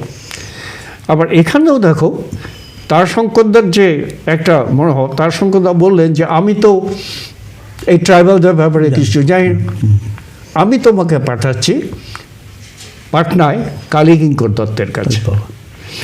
তা আমি কালীকিঙ্কর দত্তের কাছে গেলাম, এবং সেটাও আমার জীবনের একটা অদ্ভুত অভিজ্ঞতা। এবং বোরিং ক্যানেল রোড পাটনায় আছে, সেইখানে কালীকিঙ্কর দত্তের বাড়িতে আমি গেলাম। তা কথাবার্তা হলো, উনি আমাকে দেন। তারপরে এবং আনএজিউমিং চেহারা, কালো দেখতে ওটা তুমি একটু বসো, আমি আসছি। খানিক্ষণ বাদে তিনি এক কাপ চা হাতে করে নিয়ে এলেন, 2টো বিস্কুট। বলে আমার স্ত্রী তো বাড়িতে তো আজকে নেই, তা আমি চাটা তৈরি করলাম, তুমি খাও। তা ভাবো আমি কোথাকার কে, সেখানে খালি কিঙ্কর দত্তের মতো মানুষ যে আমাকে এইটা দিচ্ছেন, সেটা তৎকালীন যারা উচ্চ বর্গের মানুষ তাদের উদারতা এবং মানসিকতা, এখানেও সেই মাইন্ড আসছে কতটা ছিল। আপনি যে সাঁওতালদের নিয়ে কাজ করতে গেলেন, আপনি একজন তাদের কাছে বহিরাগত দিকু, তো কিছু কিছু সাঁওতাল শব্দ আপনি জানেন না বা বাক্যও বলতে পারতেন, পারতাম। তো ওরা কিভাবে আপনাকে নিত? আসলে সাঁওতালরা তো বাইলিঙ্গুয়াল, এখানকার সাঁওতালরা তো বাংলা খুব ভালো বলে, আবার বিহারের সাঁওতালরা হিন্দিও খুব ভালো বলে। কাজে এখানকার সাঁওতালদের সঙ্গে ইন্টারেক্ট করতে আমার কোনো অসুবিধা না। যখন আপনি সাঁওতালি বলছেন তাদেরকে আপনাকে বেশি ওরা কাছে নিত? স্বাভাবিক, তাদের ভাষাটা যখন আমি একটু বলতে পারছি তখন আমি তাদের কাছে অনেক বেশি গ্রহণযোগ্য হয়ে যাচ্ছে, এবং সেখানে তারা যে ওই যে মনটার কথা বললাম, মন খুলে কথাটা বলতে পারছে। আতিথেয়তা কীরকম তাদের ছিল? তারা তো খুব গরিব মানুষ, সেই হিসেবে মন আতিথেয়তা থেকেই তো, সে তো মন থেকেই কীরকমভাবে গ্রহণ করতে। না, সে ব্যাপারে আমি কোনোদিন কোনো প্রতিবন্ধকতা পাইনি যে, এবং ওরা তো একটা বলে তুই বলে কথা বলে, তুই এখন আসিস না, তুই পরে আসিস, এই যে এগুলো, সেখানে বসে জটলা করে বসে এর মধ্যে চা খাওয়ার প্রচলন তাদের মধ্যে ছিল না, এবং ওই শালপাতার ঠোঙায় করে মাঝে মাঝে মাংস খেতে দিত, এবং সেটা কিসের মাংস আমি জানি না, কিন্তু আপনি গ্রহণ করেছেন। হ্যাঁ, পানীয় দেয়নি? না, পানীয় দেয়নি। ওদের উৎসব অনুষ্ঠানে ছিল, যেখানে আমার গ্রামাঞ্চলে তো একটা ছিল যে ডাক্তারবাবু ছেলে, কাজে সেখানে একটা আলাদা গ্রহণযোগ্যতা ছিল আর কি। আর বীরভূমের বাইরে যে সাঁওতালদের কাছে, সেখানে ধরো পুরুলিয়া বা আমার ভাইয়েরা ভাই কাজ করতেন পুলিশে। আচ্ছা। পুরুলিয়ার অ্যাডিশনাল এসপি ছিলেন, সেই সুবাদে ও ড্রাইভার ছিল সাঁওতাল। আচ্ছা। সেই সুবাদে ওই ড্রাইভারকে নিয়ে আমি ওই পুরুলিয়ার বিভিন্ন সাঁওতাল গ্রামে গেছি, আমি যেখানে সবসময় যে একেবারে ফ্লুয়েন্টলি সাঁওতালি বলতাম তা তো না, সেখানে ও আমাকে খুব, আমি তার বইয়ে তার নাম উল্লেখ করেছি, কৃতজ্ঞতা জানিয়েছি, সমস্ত ফিল্ড স্টাডিজ যে বিবরণ সেগুলো আমাকে জানিয়ে দিত। তাহলে এই যে কথাবার্তা বলে আপনি এবার ফিরে এসে সেগুলো সঙ্গে সঙ্গে নোট ডাউন করে ফেলতেন, মানে লিখে ফেলতেন, নাহলে তো ভুলে যাবেন। হ্যাঁ, তখন আমার কাছে তো টেপ রেকর্ডার ছিল না, পুরোটাই হচ্ছে ওই কাগজে কলমে। আর পুরুলিয়া আর্কাইভসটাও যেটাকে ডিস্ট্রিক্ট রেকর্ড বলে, সেটাতেও আমি একটা নতুন তথ্য পেয়েছিলাম, যেটা যেটা হচ্ছে 1857-এ যে বিদ্রোহটা হয়েছিল, সেই ওভারঅল যেটাকে আমরা সিপাহী বিদ্রোহ বলি, সেইটা কতখানি ওই বেল্টের ট্রাইবালদের উপর এফেক্ট করেছে। পরবর্তীকালে 1855-এ সাঁওতাল রিভোল্ট হলো, আর 1857-এ তোমার সিপাহী বিদ্রোহ হলো। এই 57-এ 55-এর কন্টিনিউশনটা ছিল কিনা সেইটা ওই পুরুলিয়া আর্কাইভসে আমি পেয়েছিলাম। এই আপনার 2010 বা 9-10 এই সময়কালে বোধহয় পশ্চিমবঙ্গ সরকারেরও একটা ওইরকম একটা কমিটি হয়েছিল, সেখানে আপনি তো ছিলেন। 150 বর্ষ 150 বর্ষ 2007-8 এই সময় বাসুদেব ছিল, গৌতম সেনগুপ্ত ছিল, রঞ্জন চক্রবর্তী ছিল, বরুণদেব ছিলেন, অতীশ দাশগুপ্ত ছিল। তো সরকারি সাঁওতালদের নিয়ে আপনি দীর্ঘকাল যে কাজ করছেন, তো সরকার থেকে কোনো ধরনের স্বীকৃতি বা কোনো ধরনের কমিটিতে আপনাকে অন্তর্ভুক্ত করেছে এরকম কিছু, সাঁওতাল বিদ্রোহের ইতিহাস লেখার বিষয়েও কোনো ধরনের? না, ওই পশ্চিমবঙ্গ বলে যে পত্রিকাটা বেরোয়, সেটাতে যখন ওই সাঁওতাল বিদ্রোহের সংখ্যা বেরিয়ে, সেখানে বিভিন্ন কাটোয়া থেকে, কাটোয়ার কলম বা এই সমস্ত থেকে ওই সাঁওতালদের 150 বছর উপলক্ষে অনেক লেখালেখি হয়েছিল। তো এই প্রথম যে কাজ করতে যখন শুরু করলেন, এই কাজের মধ্যে আপনার মহাফেজখানার উপর জোরটা বেশি ছিল, না আপনার তাদের সঙ্গে সাঁওতালদের সঙ্গে যে ইন্টারাকশন তার মাধ্যমে বেশি? তো মহাফেজখানা তো খানিকটা করতেই হবে, যেমন Dumka archives, Patna archives, Delhi archives, Kolkata সবই গেছি, কিন্তু ফিল্ড স্টাডিটাও করতে হয়েছে। ফিল্ড স্টাডিটা করতে আমার খুব অসুবিধা হয়নি, যেহেতু তাদের সঙ্গে একটা মোটামুটি ভাষাটা জানতাম। কিন্তু যাওয়ার জন্য একটা খরচা বা অর্থেরও একটা প্রয়োজন ছিল তো। সেটা তো কলেজ সেই একটা সময়- বাইরে থেকে তো, তবে আমি আচ্ছা। মাঝখানে পেয়েছিলাম, FIP, ফ্যাকাল্টি ইমপ্রুভমেন্ট আচ্ছা, প্রোগ্রাম, UGC র সেখানে একটা, হ্যাঁ। কিছু টাকা পয়সা পাওয়া যায়। তাহলে সেখান থেকে শুরু করে আপনার 2013 পর্যন্ত বোধহয় শেষ সাঁওতালদের উপর যে বই দ্য সান্তালস অফ জঙ্গল মহল থ্রু দ্য এজেস 2013-তে প্রকাশিত হয়েছে। তো এই যে দীর্ঘ 40 বছরে যে সাঁওতালদের আপনারা দেখছেন, তারা তো অস্তিত্বের সংকট তারা মোকাবিলা করেছে এক সময়ে, এখনও করছে, বা অস্তিত্বটা তারা নিজেরা নষ্ট করছে। কোন দিকটা ঠিক? মানে আমরা যারা বাইরের অংশ আছে, হিন্দুরা বা দিকুরা, তারা প্রভাবিত করছে ওদেরকে, না ওরা নিজেরাই প্রভাবিত হতে চাইছে? এই প্রশ্নের উত্তরে যেটা আমাদের গৌতম মুখার্জি যে ইয়েটা পাঠিয়েছিল, সেখানে একটা জায়গা আছে যে আপনার এই গবেষণার বিষয়ে কিছু পরিবর্তন হয়েছে কিনা। সেখানে আমি দেখতে পাচ্ছি যে আইডেন্টিটি নিয়ে আমি প্রথমে খুব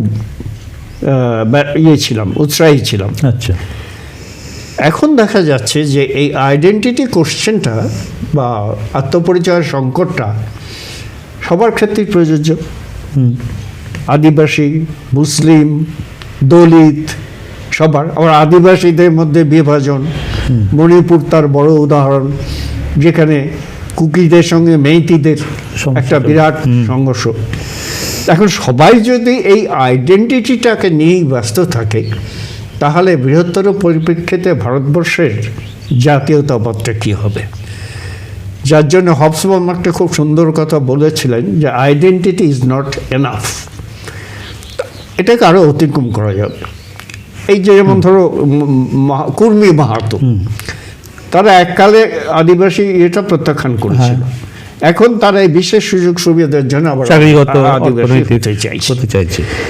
এই যে সমস্যাগুলো, এই সমস্যাগুলো আর আইডেন্টিটি ক্রাইসিসের মধ্যে সীমাবদ্ধ থাকছে না, এটা আরও বৃহত্তর পরিপ্রেক্ষিতে এবং বৃহত্তর জটিল সমস্যার সম্মুখীন করছে। তাহলে ওখান থেকে আপনি ভারতীয় জাতীয়তাবাদের যে এখন যে পড়াশোনা, এই ভাবনাটা আমার মাথায় এসেছিল যে ভারতীয় জাতীয়তাবাদ সম্পর্কে অনেকেই লিখেছেন, কিন্তু একটু বিশেষ গভীর অনুসন্ধান করলে দেখা যাবে যে ভারতীয় জাতীয়তাবাদ বলতে যেটা আমি বুঝি, সেটার হয়তো অনেক সমালোচনা হতে পারে, সেটা একটা অতি কথা। সেটা ভারতীয় জাতীয়তাবাদ হিসেবে দেখাটা, এবং গান্ধী বইটাতেও আমি দেখিয়েছিলাম যে কিভাবে এই কংগ্রেস পরিচালিত এবং পরবর্তীকালে মুসলিম লীগ পরিচালিত ইয়েতে একটা খণ্ডিত জাতীয়তাবাদের উদ্ভব হলো। এবং ভারতবর্ষের মতো বিরাট দেশে, যেখানে এত ভাষা, এত ধর্ম, এত জাতিগোষ্ঠী, সেখানে একক জাতীয়তাবাদ কতখানি সম্ভব, সে নিয়ে একটু ভাবার অবকাশ আছে। প্রত্যেক জাতি, ধর্ম, এত বিভাজনটাকে বজায় রেখে একটা ভারতীয়ত্ব তৈরি করা, নাকি তারা সকলে একইভাবে এক ধরনের মানুষে পরিণত হবে? এই দুটোর মধ্যে তো কোনো অল্টারনেটিভ কিছু নেই, এই দুটোর মধ্যে একটা করতে হবে, মানে মেনে নিতে হবে যে সবাই এক ছাঁচে বাঁধা হয়ে গেল, অথবা সকলে আলাদা আলাদা আলাদা, কিন্তু তাদের মধ্যে একটা যোগসূত্র রইল। তাহলে এই যোগসূত্রটা কী হতে পারে? মানে সেখানে কি ভারতবর্ষ সম্পর্কে চেতনা, না ভারত সম্পর্কে আমাদের গভীর শ্রদ্ধা, কোনটা থাকতে পারে? এর উত্তরে আমি তোমাকে একটা প্রশ্ন করি। আচ্ছা, দিল্লিতে যদি কোনো যেমন বিস্ফোরণ ঘটেছিল, তার ইম্প্যাক্ট বা প্রভাব বীরভূমের প্রত্যন্ত গ্রামের সাঁওতাল ছেলের মধ্যে কতটা? কোনো বস্তুগত প্রভাবই পড়বে না। বা রাজস্থানের প্রত্যন্ত অঞ্চলে তার কি প্রভাব পড়বে? না, পড়বে না। আবার উল্টোটাও সত্যি, এখানে প্রত্যন্ত অঞ্চলে যা ঘটনাগুলো ঘটে, সেটা আমাদের দিল্লি প্রাসাদ কুটে এই মহানায়কদের কর্ণে কতটা প্রবেশ করে বা কতটা তারা সেখানে গুরুত্ব দেন। কাজে এই যে দ্বন্দ্ব, এই দ্বন্দ্বটা ভারতীয় জাতীয়তাবাদের একটা বিরাট জায়গা। এটাকে মেটানো একমাত্র ভবিষ্যতেই বলতে পারে কারণ ইতিহাসে তো শেষ কথা বলে কিছু নেই। তাহলে এখানে আর একটা ব্যাপার থাকছে, সেটা হচ্ছে রবীন্দ্রনাথ। আপনি রবীন্দ্রনাথের প্রতিষ্ঠিত শিক্ষা প্রতিষ্ঠানে বড় হয়েছেন, সেখানকার সাংস্কৃতিক অনুষ্ঠান থেকে বড় হয়েছেন, পরে এখানেই চাকরি করেছেন, রবীন্দ্রনাথ পড়েছেন। তাহলে এই সমস্যাটা সমাধানের ক্ষেত্রে রবীন্দ্রনাথ আপনাকে কীভাবে সাহায্য করতে পারে, বা রবীন্দ্রনাথ কীভাবে আসবেন? সত্যি কথা বলতে কি, এই যে ভারত তীর্থ কবিতাটা যেটা আছে, হেমর চিত্তপূর্ণ তীর্থে জাগরে, এইটা এখন প্রযোজ্য নয়। কারণ এক দেহে হলো লীন, কিংবা আমরা সবাই যখন স্বাধীনতা আন্দোলনের সময় গড়ে উঠেছিল যে এক জাতি এক প্রাণিকতা, জাগে নব ভারতের জনতা, এটা একটা বিশেষ পরিস্থিতিতে সম্ভব হয়েছিল। পরিস্থিতি পাল্টায়, সেই ইতিহাসের নিয়মই তাই। সেই চেঞ্জ বা পরিবর্তিত পরিস্থিতিতে আবার ঘটনা অন্যরকমভাবে দেখা দেয়। তাহলে বলছেন যে পরিবর্তনের সঙ্গে আমাদের চলতে হবে, যেভাবে পরিবর্তন আমাদের নিয়ে যাবে অনিবার্য। সেটা তো change is the only unchangeable thing in this world. তাহলে তো সেই তো ভাগ্য বিধাতার হাতেই, মানে ভারত বিধাতার হাতেই ছেড়ে দিতে হবে পুরোটা। ঠিকই তাই। এই আপনি মহাত্মা গান্ধীকে কয়েক বছর আগে দেখছিলেন, এবং সেখানে আপনার মনে হয়েছে যে মহাত্মা গান্ধী একজন পরাজিত নায়ক, হেরে গিয়েছেন। নিজেই বলেছেন মহাত্মা গান্ধী যে উনি বলে সময় আমাকে লোকে ওরা এত মানতো, আজকে আমি একা। এই অনুভূতিটা কেন হলো মহাত্মা গান্ধী? তাহলে একা মানে কি পরাজিত হয়ে গেছে? বলো তার কোনো উদ্দেশ্যটা সফল হয়েছে? হিন্দু মুসলমান ইউনিটি, যার জন্য এত করলেন, হলো দেশ তো ভাগ হলোই। যে কোনো মহাপুরুষের বাণী কি সব কার্যকর? আপনি বলুন রবীন্দ্রনাথও ব্যর্থ একজন, তার জীবদ্দশাতেই ব্যর্থ হয়ে গিয়েছিল। কিন্তু না, রবীন্দ্রনাথের একটা অন্য আবেদন আছে। সে আবেদনটা হচ্ছে বিশ্ব মানবতা। হ্যাঁ, এই বিশ্ব মানবতাটা কথা কিন্তু রণজিৎ গুহ তার শেষ বইয়ে এসে যখন বাংলায় লিখতে শুরু করলেন, তিনি বললেন যে ইউনিভার্সাল হিউম্যানিজম। এবং রবীন্দ্রনাথের ইতিহাস বোধকে রণজিৎ গুহ এটা বিরাট জায়গায় নিয়ে গেলেন, যে ইতিহাস রচনা করতে গেলে সাবঅল্টার্নকে তিনি ছেড়ে দিয়ে তিনি এই ভারতীয়দের দ্বারা ভারতীয় ইতিহাস রচনার জন্য রবীন্দ্রনাথকে ধরলেন। কাজে রবীন্দ্রনাথের আবেদন একটা অন্য মাত্রা। তিনি তো রাজনীতিবিদ না, রাজনীতিবিদ না, কিন্তু তিনি যে পরীক্ষাগুলো করেছিলেন সেগুলো কোনোটাই সেভাবে সফল হলো না। আপনি তো দেখেছেন, মানে এই শ্রেণীকেতন ধরুন স্বাস্থ্য সমবায়, আপনার বাবা যুক্ত ছিলেন। আপনি যখন বীরভূমে ম্যালেরিয়া বা স্বাস্থ্য নিয়ে কাজ করছেন, তখনও দেখছেন যে আদর্শটা তো খুব ভালো ছিল, যে গ্রামের মানুষজনকে যুক্ত করে স্বাস্থ্য উন্নতি করা, সেখানে সরকারের ভূমিকা কম থাকবে। কিন্তু আমরা সেটা নিতে পারলাম না, সেক্ষেত্রেও ব্যর্থ। উৎপাদন, আপনি যে শিক্ষাসত্রে পড়েছেন, সেটাও তো তার পাঠভবন ব্যর্থ হওয়া অনুভূতি থেকে শিক্ষাসত্র গঠন, এবং শিক্ষাসত্রটাও ধীরে ধীরে একটা সাধারণ বিদ্যালয়ে পরিবর্তন। এবং গোটা বিশ্বভারতীটা আপনি ওই চাকরি জীবনের শেষে এসে দেখছেন যে বিশ্বভারতী তো কিছু নেই আর কি, এখন রোববার দিনই ছুটি। সাধারণ বিশ্বভারতী না, তার যে সামগ্রিক যে সাহিত্য সম্ভার বা সামুদ্রিক প্রবন্ধ সম্ভার, সেখানে থেকে এটা কিন্তু এখনো অনেক প্রাসঙ্গিক। দিক নির্দেশটা আমরা এখনো রবীন্দ্রনাথের কাছ থেকে পেতে পারি, যদি আমরা মনে করি যে এটাকে আমরা গ্রহণ করতে চাই। একসময় তো আপনি ICIHR এর সভ্য ছিলেন, ছিলাম। তো সেখানকার কাজ করার অভিজ্ঞতা কীরকম? সত্যি কথা বলতে কি, ICIHR কাজ করার অভিজ্ঞতার খুব, ওখানে কি বলবো, বলাটা কতখানি যুক্তিযুক্ত হয়ে বুঝতে পারছি না। ওখানকার সদস্যরা সবাই খুব ব্যক্তিগত সম্পর্কের দ্বারা প্রভাবিত না, সম্পর্ক না, ব্যক্তিগত লাভের দ্বারা হতেন। যেমন ফরেন ট্রাভেল গ্রান্ট, সেই ফরেন ট্রাভেল গ্রান্টের চেয়ারম্যান হওয়ার জন্যে নানা রকম হতো, কারণ এই ফরেন ট্রাভেল গ্রান্টটা খুব ইম্পর্টেন্ট, অনেক টাকার ব্যাপার। আর আমাকে ওই দিয়েছিল জুনিয়র রিসার্চ স্কলারশিপের, পাবে না পাবে, হ্যাঁ সেইটা দেখা। কাজে ওখানে ICIHRটা it was not the cup of my tea. এখানে যাওয়াটা আমার ওইটাই হয়নি। তবে এইটাতে দুটো আমি কাজ করেছিলাম, একটা হচ্ছে ইতিহাস সংসদকে একটা বড় টাকা পাইয়ে দিয়েছিলাম, যেটা হয় ওদের যে বার্ষিক অনুষ্ঠানে। আর কি বলে যেন ওই বিদ্যাসাগর এর একটা সেমিনার ছিল, সেটাতেও যে টাকাগুলো দেওয়া হয়, যেমন এই নির্মল বা আরও দু একজন ওই জুনিয়র স্কলারশিপটা আমার সঙ্গে পেয়েছিল। এখন এই জীবনের এই উপান্তে এসে তাহলে আপনার যদি মনে হয় যে এই কাজটা আমার করা উচিত হয়নি বা এই কাজটা করতে হতো, সেরকম কোনো আফসোস জীবনে হয়? যেমন ধরুন আপনি 60 বছর বয়সে আপনি অবসর নিয়েছেন, বলা যেতে পারে স্বেচ্ছা অবসর নিয়েছেন, আপনার মনে হয় না যে এটা আরও কয়েক বছর আমি চাকরি করতে পারতাম, ছাত্রছাত্রীদের আরও অনেক কিছু দিতে পারতাম? সব কিছুই পরিস্থিতির উপর নির্ভর করে। সে সময় তুমি খানিকক্ষণ আগে যে আলোচনাটা হচ্ছিল, বিভাগের পরিস্থিতি এখন জটিল হয়ে গেছিল, সেখানে আত্মসম্মান নিয়ে কাজ করাটা খুব মুশকিল হয়ে যাচ্ছিল। কাজেই আত্মসম্মানের তাগিদেই ওই আমি 2009 স্বেচ্ছা অবসর গ্রহণ করেছেন। আচ্ছা, কোনো কাজ আপনি করতে পারেননি গবেষণার দিক থেকে, সেরকম আক্ষেপ কিছু আছে? না, সেরকম আক্ষেপ আমার এখন নেই, কারণ এই যে আদিবাসীদের নিয়ে যে কাজ করেছে এতে আমি সন্তুষ্ট। এখন তাহলে জাতীয়তাবাদের স্বরূপ সন্ধান ছাড়া আর কি করছেন? একটু আত্মজীবনী লেখার চেষ্টা করছি। মানে যেমন ধরো সব বহু বিখ্যাত লোকের আত্মজীবনী তো সব আছে, কিন্তু এই যে মৌলানা আজাদ কলেজের কথা বলবো, সেখানকার অধ্যাপকরা বা বিশ্ববিদ্যালয়ের অধ্যাপকরা, এরা তো ইতিহাসের পাতায় উঠে আসছে না। কাজে এদের কথাটা যদি একটু বলতে পারি, বা সাধারণ মানুষের কথাটা যদি বলতে পারি আমার অভিজ্ঞতার ভিত্তিতে, তাহলে বোধহয় আমার মনে হয় একটা কিছু করা যেতে পারে। কারণ সেই সময়কার অধ্যাপক, শিক্ষক বা যারা ছিলেন তাদের বেতন কত ছিল? খুবই কম। অথচ তাদের যে আদর্শ, তাদের যে নৈতিকতা, সেটা তো তারা বজায় রেখেছিলেন। এবং সময় দেওয়া। আমি আজাদ কলেজে পড়ার সময় কখনো দেখিনি যে সময় মতো অধ্যাপক আসেননি, এবং এটাও দেখিনি যে তারা খুব কামাই করছে বা ক্লাস ছাড়ছেন, আগে থেকে নোটিশ দিয়ে তারা এই কাজটা করতেন।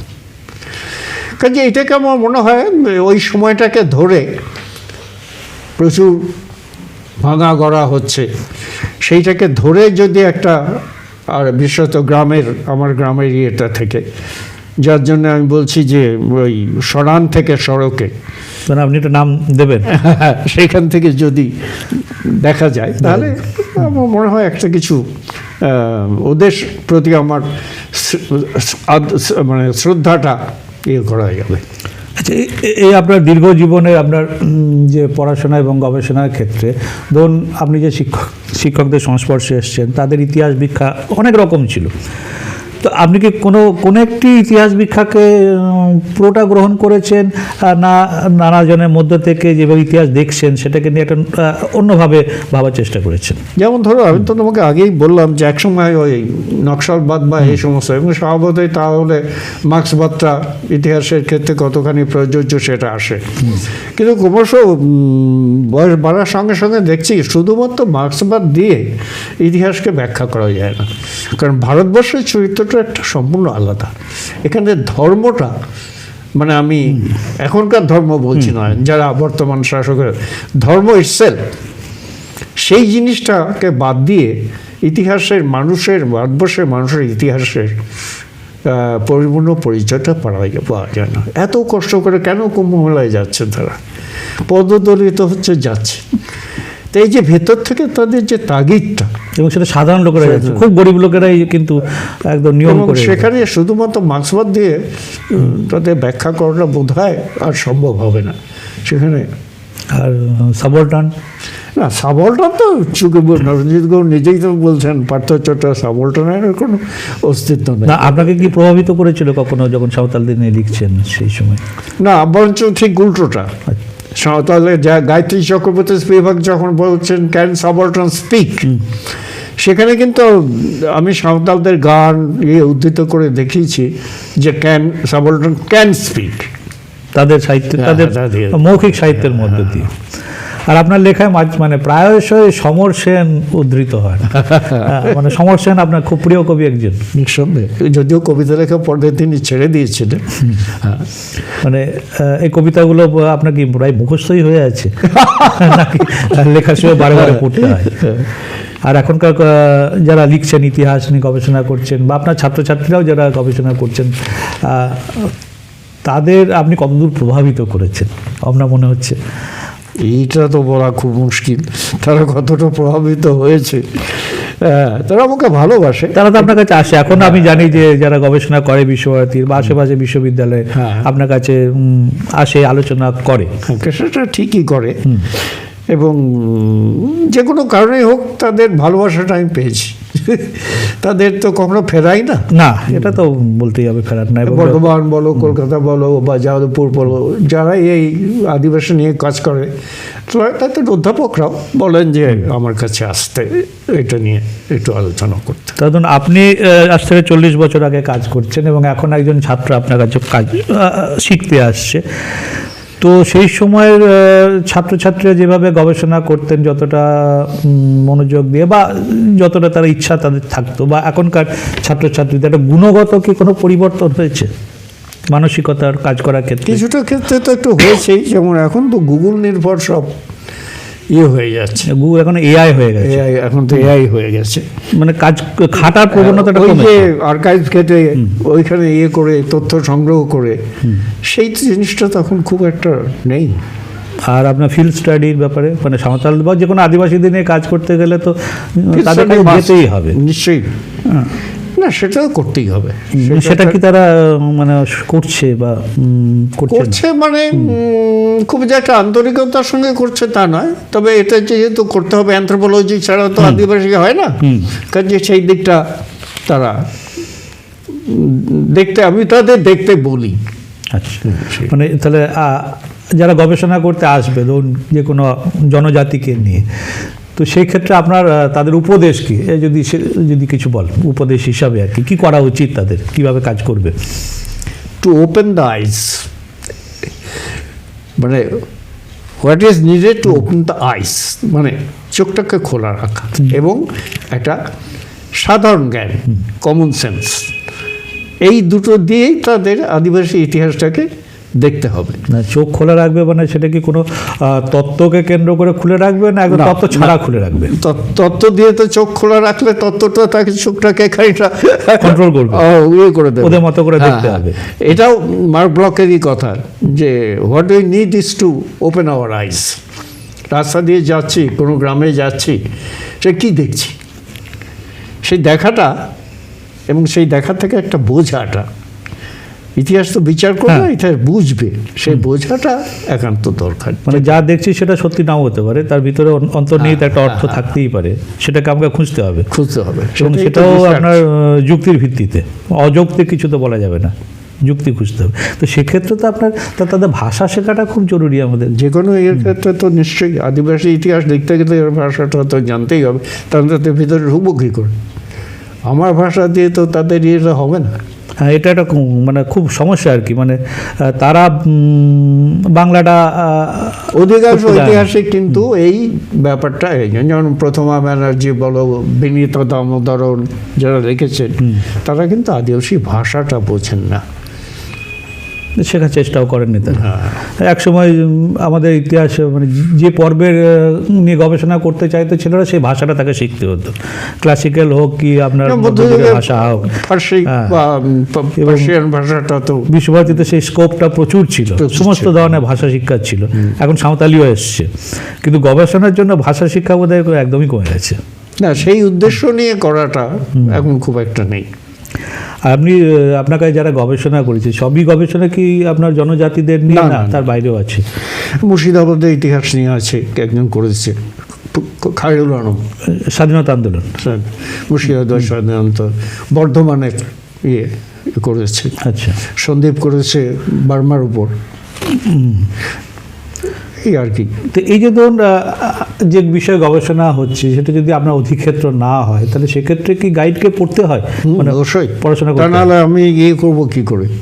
তো সেইটা আপনি এই মানে শান্তিনিকেতনের তখন তো ইন্টারনেট অতটা ছিল না, কিভাবে করতেন? এখানকার লাইব্রেরিতে লাইব্রেরি তো খুব বিরাট। সবই যেমন পাওয়া। ধরো পলিটিক্যাল হিস্ট্রি অফ বর্ধমান, সেটার জন্যে আমি তো প্রচুর বই এখানে পেয়েছি, বর্ধমানেও পেয়েছি। আমি তো মাঝখানে কিছুদিন বর্ধমানে ওই যেটাকে বলে অতিথি অধ্যাপক হিসাবে সে হিসেবে কাজ করেছিলাম, সেখান থেকে বর্ধমান লাইব্রেরি থেকে পেয়েছিলাম। আর যে রেফারেন্সগুলো আমাদের স্কলাররা দিত, সেই রেফারেন্সগুলো একটু চোখ বোলাতে হতো যে ঠিক মতো যে রেফারেন্সটা তুলেছে কিনা বা ঠিকমতো ব্যবহার করতে পেরেছে কিনা।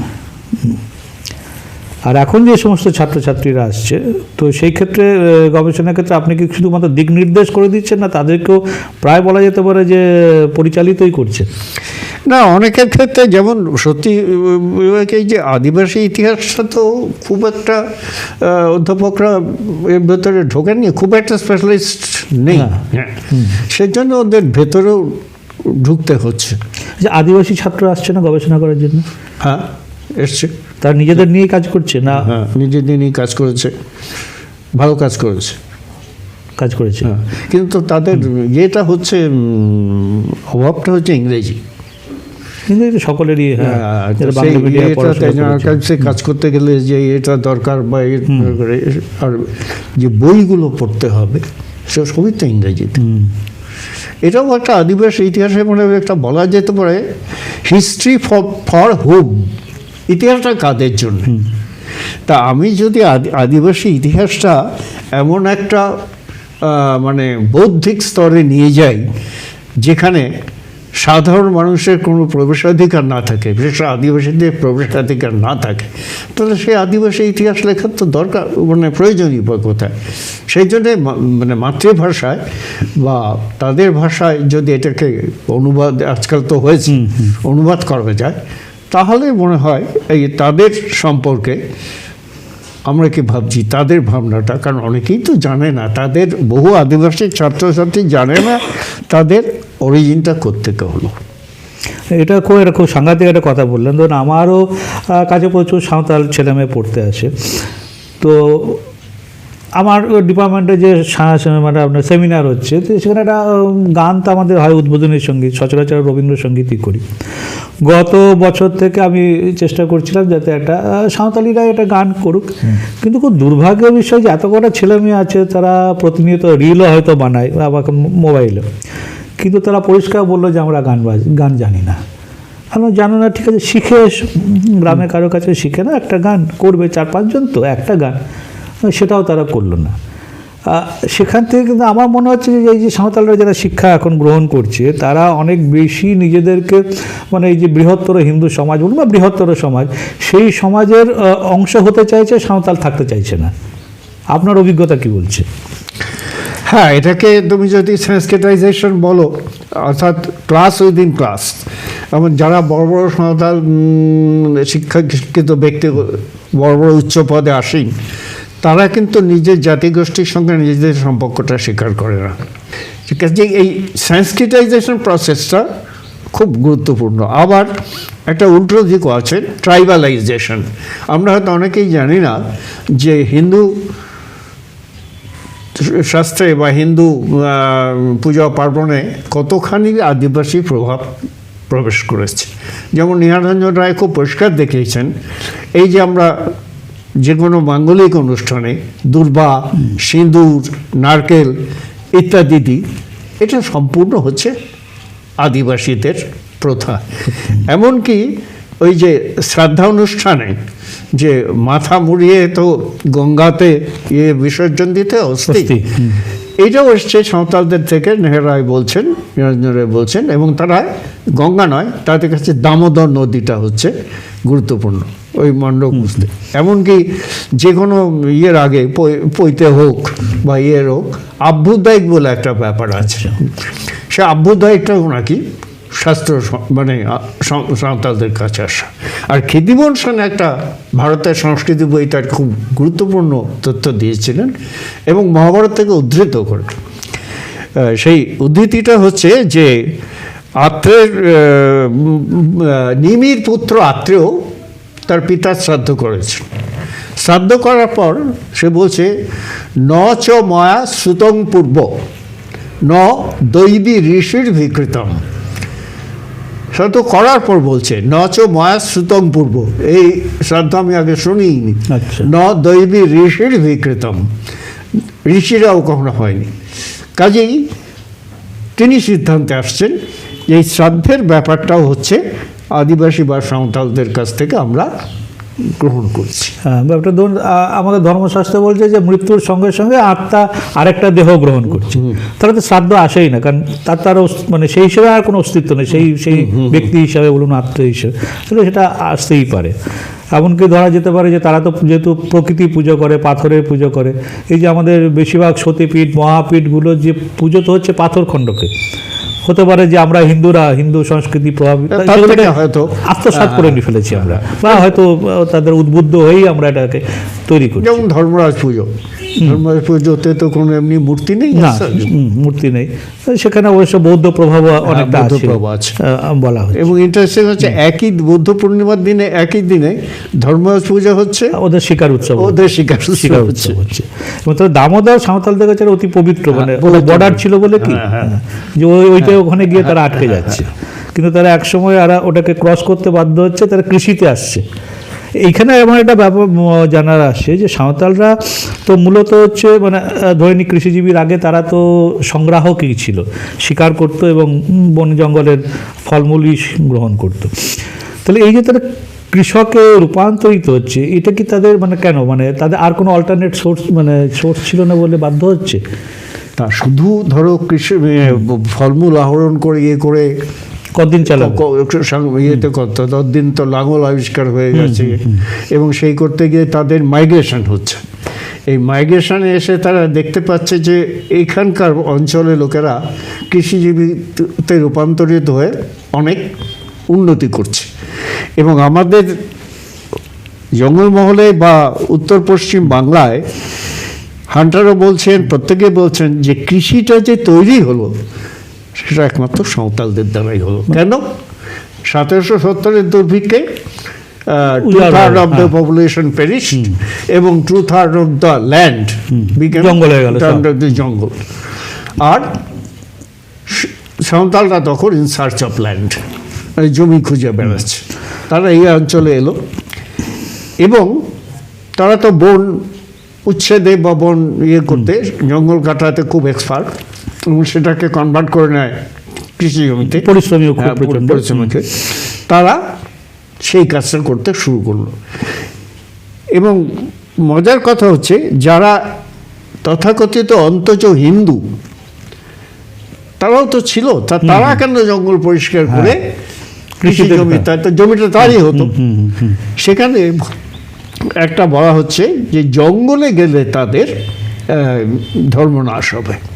আচ্ছা, মানে দুটো বৈপরীত্য। হিন্দু, নিম্নবর্ণের হিন্দু বলছে জঙ্গলে গিয়ে তাদের ধর্মনাশ হবে, আর সাঁওতালরা আবার সেই জঙ্গলটাকেই গুরুত্বপূর্ণ বলে মনে করছে, জঙ্গল ছাড়া তারা থাকতে পারবে না। তো এইভাবে যে কৃষিকাজটা শুরু হলো, তাতে এই দক্ষিণ পশ্চিম বাংলায় কৃষির যে উৎপাদন সেটা কিন্তু মূলত সাঁওতালদের দ্বারাই হয়েছিল। এটা সব ইয়েরাই স্বীকার করছে। ম্যাকালপিনের রিপোর্ট বলো, হান্টারের কথা বলো, সবাই বলছেন, সবাই বলছেন যে এই অঞ্চলে সাঁওতালরা না এলে এখানে কিন্তু কৃষিকাজ। এবং ব্রিটিশ সেই সময় প্রশাসকরা কিন্তু সাঁওতালদের বেশ যত্ন করছে, মানে হ্যাঁ, যেমন ধরো ওদের ডেকে নিয়ে যাচ্ছে ইয়েতে সাঁওতাল পরগনায়, হ্যাঁ, কারণ ওখানে তো পাহাড়িয়ারা চাষ করে না, ওরা তারা তো ঝুম চাষ করে, ঝুম চাষ করে এবং মাঝে মাঝে সে অত্যাচার করে, মানে ল্যান্ড পড়ে আছে। আর ওদের তো ম্যাক্সিমাইজেশন অফ দ্য রেভিনিউ, এটাই দরকার। তো রেভিনিউটা আসবে কোত্থেকে যদি কৃষি জমি না থাকে? তাহলে ওরা ডেকে নিয়ে গিয়ে স্পেশাল প্রোটেকশন দিয়ে ওইখানে সাঁওতালদের বসতি স্থাপন করলো। সাঁওতাল পরগনা কিন্তু আদৌ সাঁওতালদের আদিবাস ভূমি নয়, ওরা মাইগ্রেট করেছিল সিংভূম, বীরভূম, এই সমস্ত অঞ্চল, মানে সেই সময় বীরভূম, বড় বীরভূম থেকে আর কি, এখনকার বীরভূমের উত্তর পশ্চিম অংশ থেকে। আর এই যে সাঁওতাল বিদ্রোহ যে ঘটনাটা ঘটছে আর কি একটা বড় অংশ জুড়ে, আপনার কি মনে হয় যে পুরো সাঁওতাল বিদ্রোহের সামগ্রিক ইতিহাস লেখা হয়ে গেছে, যে আঞ্চলিক স্তর বা আঞ্চলিক যে ওদের যে সমস্ত ডকুমেন্ট খ্রিস্টান মিশনারিরা কালেক্ট করেছিল সেটা অসলোতে নিয়ে গিয়েছিল, নরওয়েতে। সেই ডকুমেন্ট কিছু সাঁওতাল একাডেমিতে এসছে, কিন্তু মুশকিল হচ্ছে ওগুলো সবই সাঁওতালি ভাষায় লেখা। সেইটাকে যদি ট্রান্সলেট করা যায় তাহলে আমার মনে হয় সাঁওতালি ভাষা, তাহলে লিপিটা কি ওদের না রোমান স্ক্রিপ্ট, রোমান স্ক্রিপ্টের লেখা, রোমান স্ক্রিপ্ট। ওরা তো রোমান স্ক্রিপ্ট, তখন তো অলচিকে আসি ওই যে ওই রোমান স্ক্রিপ্টে ইয়ে করে, তা যদি এখন সেটা কিন্তু কেউ ব্যবহার করে না। আচ্ছা, আপনার মনে হয় না যে সে সাঁওতাল বিদ্রোহ যে হলো এত বড় একটা জায়গা জুড়ে, আমরা 4 জন বীর, সিধু, কানু, চাঁদ, ভৈরব, এর বাইরে আমাদের কোনো বীরের কথা কিন্তু আমরা তুমি তোমার একটা প্রবন্ধের আলোচনা করেছো, আমি এত বছর পর হয়তো হাত দিলাম, কিন্তু আপনাদের সময় থেকে কালীকিঙ্কর দত্ত পর থেকে যারা এত বছর কাজ করেছেন, এটার দিকে আমরা তাকাইনি কেন? আমরা কি ওইভাবেই দেখতে চাইছি? আমরা তো বহিরাগত হিসেবে আমরা তাদের অতটা গুরুত্ব দিতে চাইছি না, সেটা কি হতে পারে? ইতিহাসে সব সূত্র তো একসাথে পাওয়া যাবে না, রিসার্চ, ওই জন্যই তো বলেছে পুনরায় সার্চ করো। তাহলে এখনো স্কোপ আছে আর কি। হ্যাঁ, নতুন তথ্য, এই ব্রজগোপাল চট্টোপাধ্যায় খুব সুন্দর কথা বলতেন যে ইতিহাস লোকে কেন লিখবে, হয় সে নতুন তথ্য পাবে সেই জন্য লিখবে, না হয় নতুন ইন্টারপ্রিটেশন, নতুন ব্যাখ্যা ঘটনা বা সময়। সাঁওতাল বিদ্রোহের তথ্য যে শেষ হয়ে গেছে তা কিন্তু নয়, ওইগুলো পুনরুদ্ধার করলে আরও অনেক কিছু পাওয়া যেতে পারে। তাহলে আপনি যখন যাচ্ছিলেন কাজ করতে, তখন তো আপনাকে তাহলে বিরূপতার সম্মুখীন তো হতে হয়নি নিশ্চয়ই, দিকু হিসাবে তখন যে ঘৃণাটা ছিল। না না না, তাহলে কি তাদের কাছে আর তাদের সম্পর্কে লোকে জানতে চাইছে, এটা তাদের কাছে একটা গুরুত্বপূর্ণ ব্যাপার ছিল। কিন্তু এখনো মানে বলা যেতে পারে তখনও আর কি, যে আমরা বর্ণ হিন্দুরাই তো তখনও তো শোষক ছিলাম। একদম একদম, সেটা সত্যি কথা। সেটা তো মহাজনটা তো বিদ্রোহের কারণই তাই না, আপনার সময়ও তো তারা এখনো শোষণ তো ছিল তখন 100বার। হ্যাঁ, কিন্তু তা সত্ত্বেও কিন্তু আপনাকে আপনার উদ্দেশ্য জন্য তারা আপনাকে গ্রহণ করেছে, সেখানে কোনো বিরূপতা ছিল না, কেউ এসে বাধা দেওয়া, গালিগালাজ করা ইত্যাদি কিন্তু দিকু হিসেবে না ট্রিট করেনি। এবং সেটা খানিকটা হচ্ছে তোমার নকশাল আন্দোলনের ফলে আরও হয়েছে, কারণ বহু তথাকথিত ভদ্র ঘরের সন্তানরা এই সাঁওতাল পরগনা, সাঁওতাল অঞ্চলে গিয়ে এই তাদের সঙ্গে মিশে, তাদের হয়ে কাজ করে, তাদের ধান মানে যেগুলো মহাজনরা নিচে তৈরি করে তাদের জমিতে অধিকার স্থাপনের জন্য লড়াইটা করে। সেটা তো আপনার স্বাধীনতা আন্দোলন ও কমিউনিস্টদেরও একই ভূমিকা ছিল। আপনার গ্রামকে কেন্দ্র করে যে সাম্য সদন তৈরি হলো, সেখানে তো সাঁওতালদের একটা বড় অংশ। ওইখানে দিকু সাঁওতাল কন্ট্রাডিকশনটা অনেকটা কম, এবং তারা যে কমিউনিজমের প্রতি আকৃষ্ট হচ্ছে, মানে সেটাকে ওদের যে সাম্যবাদী সমাজ ব্যবস্থা, অর্থনীতি এরকম কিছু নয়, তত্ত্বগতভাবে নয়। ওই যে ধানটা আসছে, ওইটা ওরা দেখছে যে এরাই আমাদেরকে স্বার্থ করছে, কারণ আর কোনো দল তো ইয়েটা করতে করছে না। মানে বীরভূমের সেই সময় অনেক সাঁওতাল নেতা উঠে আসছে, টুরকু হাঁসদা, লবসা হেমরাম, এরা তো বীরভূমেরই লোক ছিলেন। এবং সেই যেগুলোতে সাঁওতালরা থাকছে সেই অঞ্চলে কমিউনিস্টদের একটা বড় কেন্দ্র গড়ে উঠছে, এবং নকশাল আন্দোলনেও তারাও কিন্তু সেখানেই আশ্রয় পাচ্ছে। মানে একটা যোগসূত্র তাদের থেকে যাচ্ছে, বা খুব সহজে তারা গ্রহণ করে নিচ্ছিল। আর এখন অবস্থাটা কীরকম দাঁড়িয়ে গেছে তাহলে? এখন যে রাজনৈতিক দল ধরা যায়, একটা ভ্যাকুয়াম সৃষ্টি হয়েছে, মানে শূন্যতা। না, একটা সরকারি দল আছে, একটা বড় বিরোধী দল আছে, এরা তো এই ভোটটার দিকে তাকাচ্ছে বা এই সমর্থনটা চাইছে। সেক্ষেত্রে তাদের সাঁওতালরা কীভাবে তাদেরকে গ্রহণ করছে বা দেখছে আপনার মনে হয়? এই হিন্দুত্ববাদী দলই ধরুন, তারা তখন সাঁওতালদের হিন্দু সমাজের মধ্যে ঢোকাতে চাইছে, যে এরা হিন্দু, এরা ভারতবর্ষের আদি অধিবাসী এবং এরাই হচ্ছে হিন্দু, কিন্তু ওরা তো হিন্দু নয়। তা সাঁওতালরা এবার কীভাবে? সাঁওতালদের যতই হিন্দু সমাজের মধ্যে ঢোকানো হোক, তাদের যে ট্র্যাডিশন, সেই মারাংবুড়ো বা জাহের থান, মাঝি থান, এগুলো থেকে তারা কিন্তু বিচ্যুত হচ্ছে না। যেমন এই যখন 150 বছর সাঁওতাল বিদ্রোহ উদযাপন হয়, বিশ্বভারতীতে বিরাট সেমিনার হয়েছিল, দিল্লি থেকে খুব শিক্ষিত কিছু সাঁওতাল এসেছিল, তাদের সঙ্গে আমার একটা ইন্টারাকশন হয়েছিল। তাদের বললাম, তোমরা তো খ্রিস্টান, তা তোমরা তোমাদের আদি ধর্মকে কীভাবে দেখো? বললো, আমরা চার্চে যাই, কিন্তু মারাংবুড়ো আমাদের উপাস্য দেবতা। অর্থাৎ খ্রিশ্চানিটিতে কনভার্টেড হয়ে তারা চার্চ যাচ্ছে, কিন্তু ঐতিহ্য হিসাবে তারা মারাং বুড়োকে কিন্তু এখনও তাদের দেবতা বলেই মনে করছে। কিন্তু তারা তো এখন হিন্দু উৎসবেও তো বড় মাত্রায় অংশগ্রহণ করছে। দুর্গাপুজো তাদের কাছে একটা উৎসবের মতো যুক্ত হয়ে গেছে, তাদের একটা নিজস্ব এখন উৎসব দুটো ছিল। কমিউনিটি পাশাপাশি থাকলে পারস্পরিক একটা আদান প্রদান তো হয়। হচ্ছে। আচ্ছা, মানে তা আপনার বক্তব্য হচ্ছে যে তারা হিন্দু অনুষ্ঠানে অংশগ্রহণ করছে বা তার মধ্যে আসছে, কিন্তু তাদের যে মূল যে জায়গাটা সেখান থেকে সেটা মানে থেকে যাচ্ছে। অন্তত পক্ষে যেটা প্রত্যন্ত গ্রামাঞ্চলে যেটা আছে প্রভাব শহরের প্রভাব ছাড়া আর কি সেখানে কোনো রকম ইনফিল্ট্রেশন হয়নি। হয়নি। যেমন ধরো ওই কিছুদিন আগে ওই একজন ওরা তো অপর জাতির সঙ্গে নিজের মেয়েদের বিয়ে দেওয়া একদম পছন্দ করে না, যার জন্য ওদের ওখানে নোটিশ দিয়ে দেওয়া হয়েছিল এখানে সন্ধ্যার পর কোনো দিকু পুরুষ প্রবেশ করতে পারবে না। এটা 90 সালের কথা। আচ্ছা। 90 সালের কথা। মানে ওদের নিজেদের যে মানে নিয়ম কানুন ইত্যাদিগুলোকে ঠিকভাবে তারপরে রাখতে চাইছে। আরেকজন বিখ্যাত আইপিএস পুলিশ অফিসার, তিনি একটা বাঙালি মেয়ে বিয়ে করেছিলেন, আচ্ছা তাকে আর তার গ্রামে ঢুকতে দেওয়া হয়নি, আচ্ছা, সমাজ গ্রহণ করেন। সমাজ গ্রহণ করে। কাজে সাঁওতালদের সমাজ বন্ধনটা আলগা হচ্ছে ঠিকই, কিন্তু এখনো অনেকটাই টিকে আছে। আমি এই সব যে প্রচেষ্টাটা গৌতম নিয়েছে, গৌতম মুখার্জি যেভাবে একজন ঐতিহাসিককে সম্পর্কে সে প্রায় নিজের পকেট থেকে পয়সা খরচ করে কাজটা করছে, তার জন্য তাকে আমি আন্তরিক ধন্যবাদ জানাচ্ছি। আর তুমি যে আমার ছাত্র, এখন অধ্যাপক, তোমাকেও আমার আন্তরিক ধন্যবাদ। আমরা এতক্ষণ কথা বলছিলাম আমার শিক্ষক, আরও অনেকেরই শিক্ষক সূচিব্রত সেন মহাশয়ের সঙ্গে। তিনি তার অনেকটা সময় আমাদের জন্য ব্যয় করলেন, আমরা ঋদ্ধ হলাম। আশা করি আপনারাও ঋদ্ধ হয়েছেন। তাকে আমাদের পক্ষ থেকে অনেক অনেক ধন্যবাদ। নমস্কার স্যার।